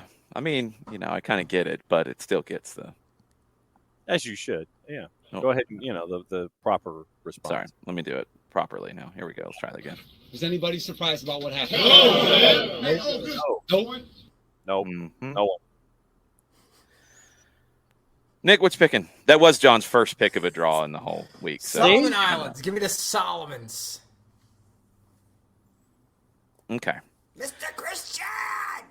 It's Pitcairn Island. But Tommy, the Benitos fish are medium-sized, according to Wikipedia. Right. They're a medium-sized ray-finned predatory fish.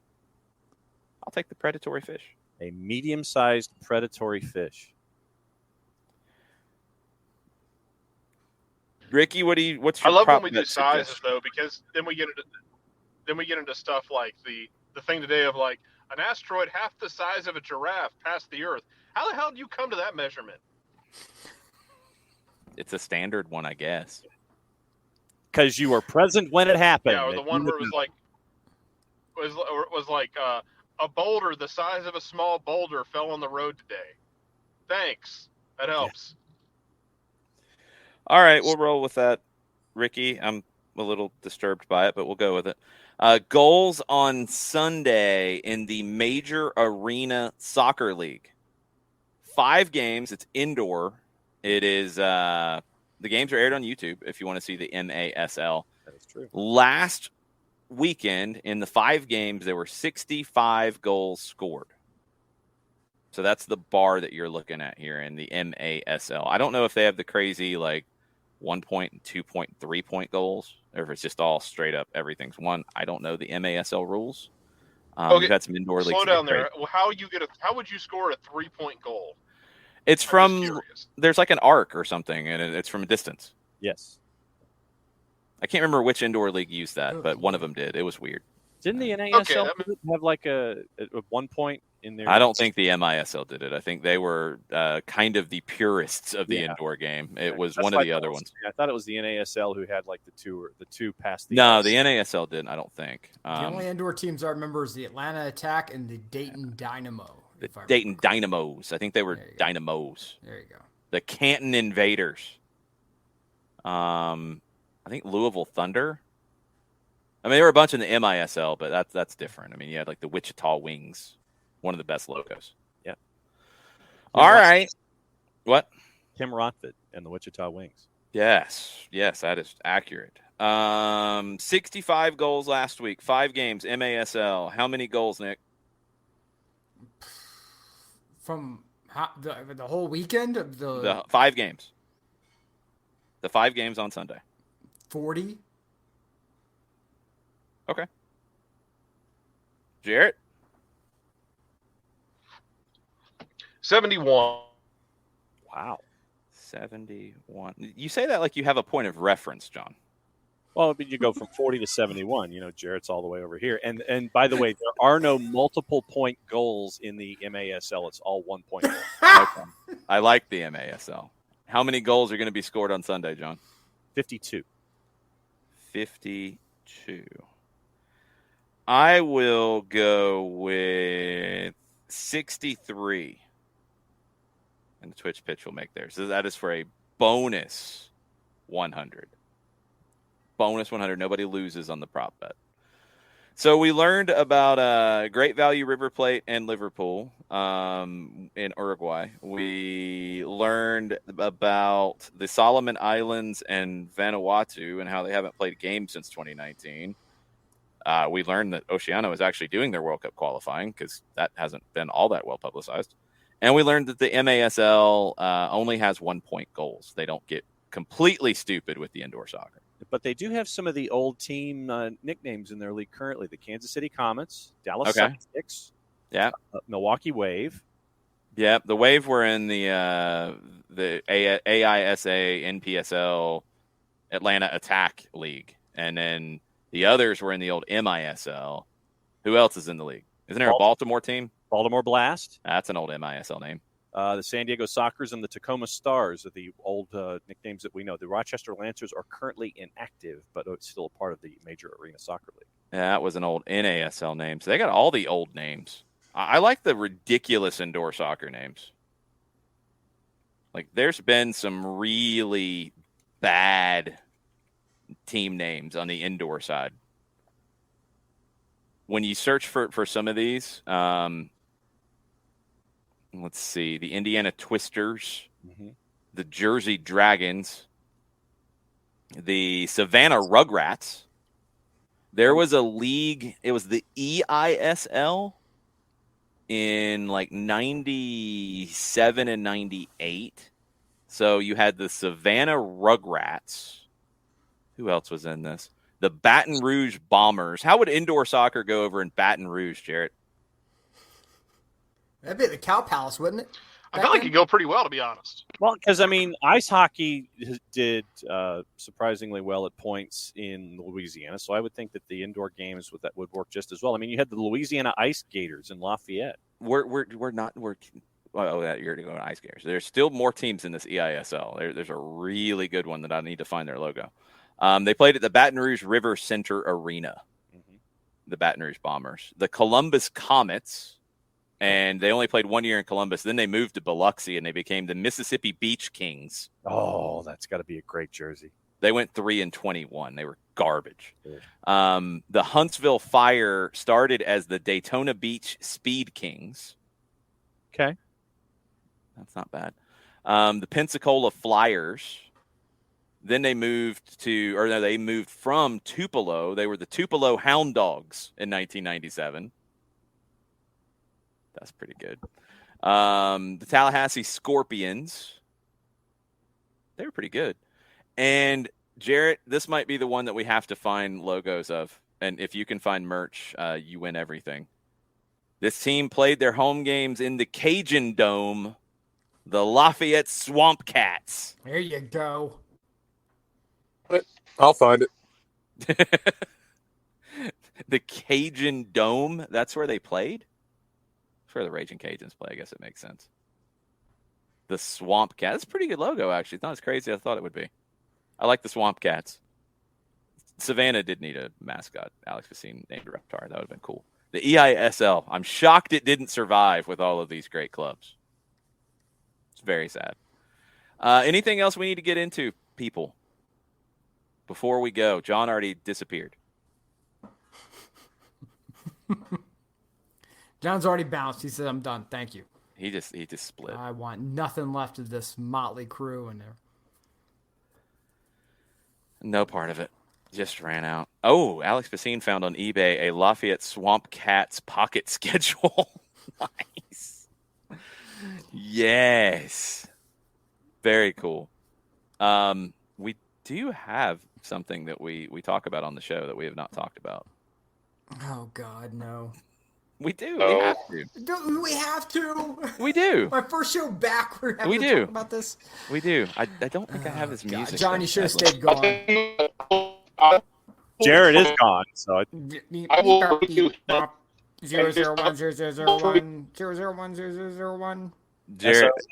Jarrett has gone completely full robot. He's been taken over. Yeah, by Nicholas Bentner, apparently. No, John. You know how to kill a surprise, don't you? And Nicholas Bentner can't get to him because his cars have been impounded. Remember? That's true. He probably can't even come to the States. I don't know. Can Bentner Uber? Do we know this? Bentner probably needs to Uber because I don't think he can take a taxi because he got in trouble for beating the crap out of a taxi driver a while back. Okay. He can hang out with Patrick Kane, allegedly.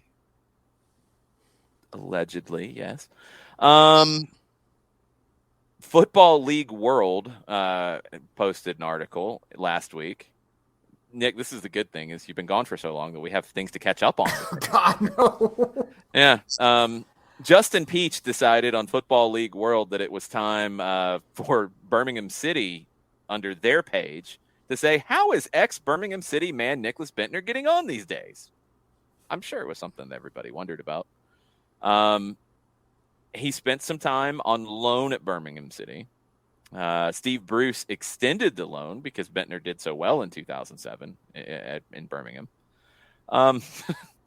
Understatement of the year, reading from the article, since his spell at St. Andrews, Bentner's career has been an interesting one. Yeah, there's that. He was on TalkSport recently. Oh, that's good. So he was on TalkSport, and he was asked by host Laura Woods, Steve Bruce asked you about going to lap dancing clubs 5 times a week. What did he say? Bentner replied, I had an injury. I had such huge respect for Steve. People I really respect, I cannot lie to. I have to be completely honest. He called me in fuming. He was really upset. When he was explaining, you've been out 4 times this week, I was like, I'm really sorry, Steve. It was 5. Pretty good. He didn't really know how to react. He was so mad, but couldn't stop doing a giggle to himself. Glad that the Birmingham City fans were caught up on Nicholas Bentner's exploits since his time there. That's great. Really, he hasn't done anything since Nick's been gone. I'm actually kind of surprised. I thought he was laying low, waiting for Nick just to kill return. the segment. No, he's going to do something stupid. They got another season of the show. We did learn, and I don't think this really says much about Jack Wilshere. Jack Wilshere moved to Danish club AGF, and he said that he would reach out to his former Arsenal teammate Nicholas Bentner for advice about his new club. Wow. He probably shouldn't do that. Or just do the exact opposite. It's like you want advice and then don't do what the advice is. Yeah, just don't even reach out. Just don't do it. And that's it. That's the latest on our boy. I'll have to see if we can find out more about the TalkSport appearance, because I'm sure that could have been a little spicy, but it sounds like he just rehashed the same stuff that he's been doing. Sorry, Nick. Jason, I will trade you never hearing the Friday thing again for never having to talk about Bentner again. Oh, I'll take that in a heartbeat. I'll take that in a heartbeat. John, we have gambling chips. That's fine. I'll take that in a heartbeat. That's completely fine. I'll find some other lunatic to talk about. See, that's the thing, is that he can do a perpetual search for lunatics. There's tons of lunatics in this game. Come on, it's not hard. See that doesn't seem like a fair wager. I think it's very fair. It's not the talking about the lunatics part. It's the talking about it being Bentner part. Bentner's just terrible. Bentner is terrible. But I don't think he's worth the loss of Friday. See? The rage that comes across Jason's face whenever it happens. Stupid garbage. Nonsense. I want you to remember how I just tried to reach across the aisle. I was for it. Bentner, we do have an updated article just for you, Nick, from Danish tabloids that Bentner believes he is being treated unfairly by the police. Oh, yeah. He is being treated unfairly. I feel I'm being punished harder every time, he says. He did say this on the latest episode of his reality show, Bentner and Feline. Shocking. Just saying. 7 offenses in his last issue with the police, 2 speeding offenses, 5 cases, driving without a license. He says the British license was okay. The Danish police said no. That's basically it. He's still complaining about this. He did. Now, this is a very big thing for Nicholas Bentner, according to the tabloid. He tried a new strategy in court. He, instead of coming in a suit to court where they were talking about impounding his car, his $300,000 electric Porsche, he came in more casual outfit, pants and a T-shirt. That works well with a judge. Yeah, that's probably why he didn't win the court case. Now, it does say that he was fined 40,000 kroner. Okay. How much is a kroner to a U.S. dollar these days, John? Efforting. It's what's the ratio? I literally did this a couple years ago. The Porsche was worth about 2 million kroner. Yeah, it's the ratio is a little different than you would expect. About $5,900 currently. So he's fined $5,900. Yeah. If he doesn't pay that, he's got 20 days in jail. It's $5,900. Well, I mean, But it's a $300,000 car. He should be good for $5,900. Idiot complaining on his reality show about paying a $5,900 fine. Mm-hmm. I think he'll be okay. Yeah. Nick, I think that's all on Nicholas Bentner. Thank God. But it sounds like his show is back, so I'm sure there'll be more stupidity. Yes, once the show got renewed, then that means that there's new content. Always new content. I know you're very, very happy. As you can tell. Yeah. Mm-hmm. Yeah, he's just right there. I need to get Nick a Bentner jersey. Oh. I'm gonna find him one. Yep. We're gonna find it. We're gonna make this happen. I don't know what would have been better to get you the James Rodriguez Milan jersey. Oh my God! Or a Bentner jersey. James definitely. I don't know. I don't know which one. Why can't he have both? Because I got to pay for them. I'm not paying for both. Come on, it's a Bentner jersey and it's a James jersey. No, I'm sorry. I'll pitch in. No, I'm not. Size medium, whatever it is. I'm not punishing you that much. No, we don't need to crowd fund for these. No.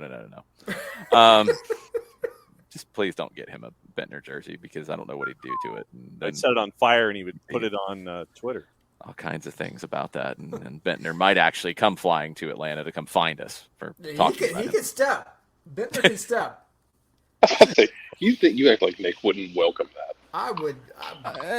I mean, I'm not saying like Bentner's going to win anything, but I'm just saying like you don't want that if you don't have to have that. No, I would give him the razor's edge and cut a promo. Hey yo, fair enough. All right, well, just letting you know. There you go. Anything else, Jarrett? Chase him back to the bathroom. No, but I tried to be a peacemaker and it failed. Yeah. Yep, it did. I was all for it. You failed to properly give valuation to the Friday moment for both myself and for John. That's fine. You just I'll find bring it to the table. It's okay. I'll find plenty of lunatics to talk about on a weekly basis. There's no telling what degenerates out there in the game that we will find updated news on their tabloid exploits. But no, we're stuck with Bentner. Plenty of tabloid exploits. There's plenty of tabloid exploits. But we won't talk about John's favorite English tabloids. We don't do that around here anymore. No, they're banned. No, they are banned. Mundo Deportivo in Spain is also banned. It made the list. The 3-letter and the 4-letter tabs in England are banned. Banned. They're rumors. No, we don't even pay attention. None of it. Gone. Nope. All right. I guess that'll do it then. I'm going to go eat dinner. At 10:17? Sure, why not? You were eating something the first hour of the show. That wasn't dinner? No, that was part of it. That was the stuff that was the smaller bites of the meal. Because you don't want to sit there. And how many courses of a meal do you have for dinner here tonight? It was 2 cookies and a bag of Doritos. I was building my way to the sandwich, and the sandwich is a foot-long sub, and you can't just sit there and go, on the air. I mean, it takes up most of the screen. How do you eat a sub? What? It's not unlike an anaconda. I mean, like, that's how you eat a sub. Okay. Actually, no, cut it in half first. Okay, so it's anyway. Let's go, Nick. Send us home, please. Man. Well, thanks for everyone who decided to tune in after our hiatus. I appreciate the time. I needed it. We're sorry. It's always for our show. Yeah. You will not get this anywhere else. I think we can say that with safe to say, yeah. Yeah. Decent certainty there. Yeah. So, in the words of the legendary, now dearly departed pro wrestler Scott Hall, who is just if you ever see the gif of this guy getting stunned and the wrestler launching back like he's almost going to fly out of the ring, that was Scott Hall. Nobody sold finishing moves like Scott Hall. I defy you to find. The Rock came close. Scott Hall was at a different level of operation. Which was wild because he wasn't a small guy. No, God, he was a huge, massive mountain of a man launching himself around like this. And I always thought he was legitimately going to kill somebody when he dropped the razor's edge on him, because that was like, yeah. Anyway, one of the things he said during his WWE Hall of Fame induction was, hard work pays off, dreams come true, bad times don't last, but bad guys do. So rest in peace, Scott Hall, wherever you may be, good sir. We hope it is bright, shining skies and beautiful green fields in front of you, and may you always, always kick out at 2. Thank you so much, everybody. Much love to all. And if you have any interest in supporting anyone who's sheltering Ukrainian refugees, reach out to me, and I can put you in touch with people in Poland who are doing just that. So the name's right there see what it says, Calcioi Pepe, and then at Nick Aliffi. You can find me on Twitter. We can make that happen. Okay, so until next time, thank you so much, everybody. Until next Monday, mucha Euro, y'all.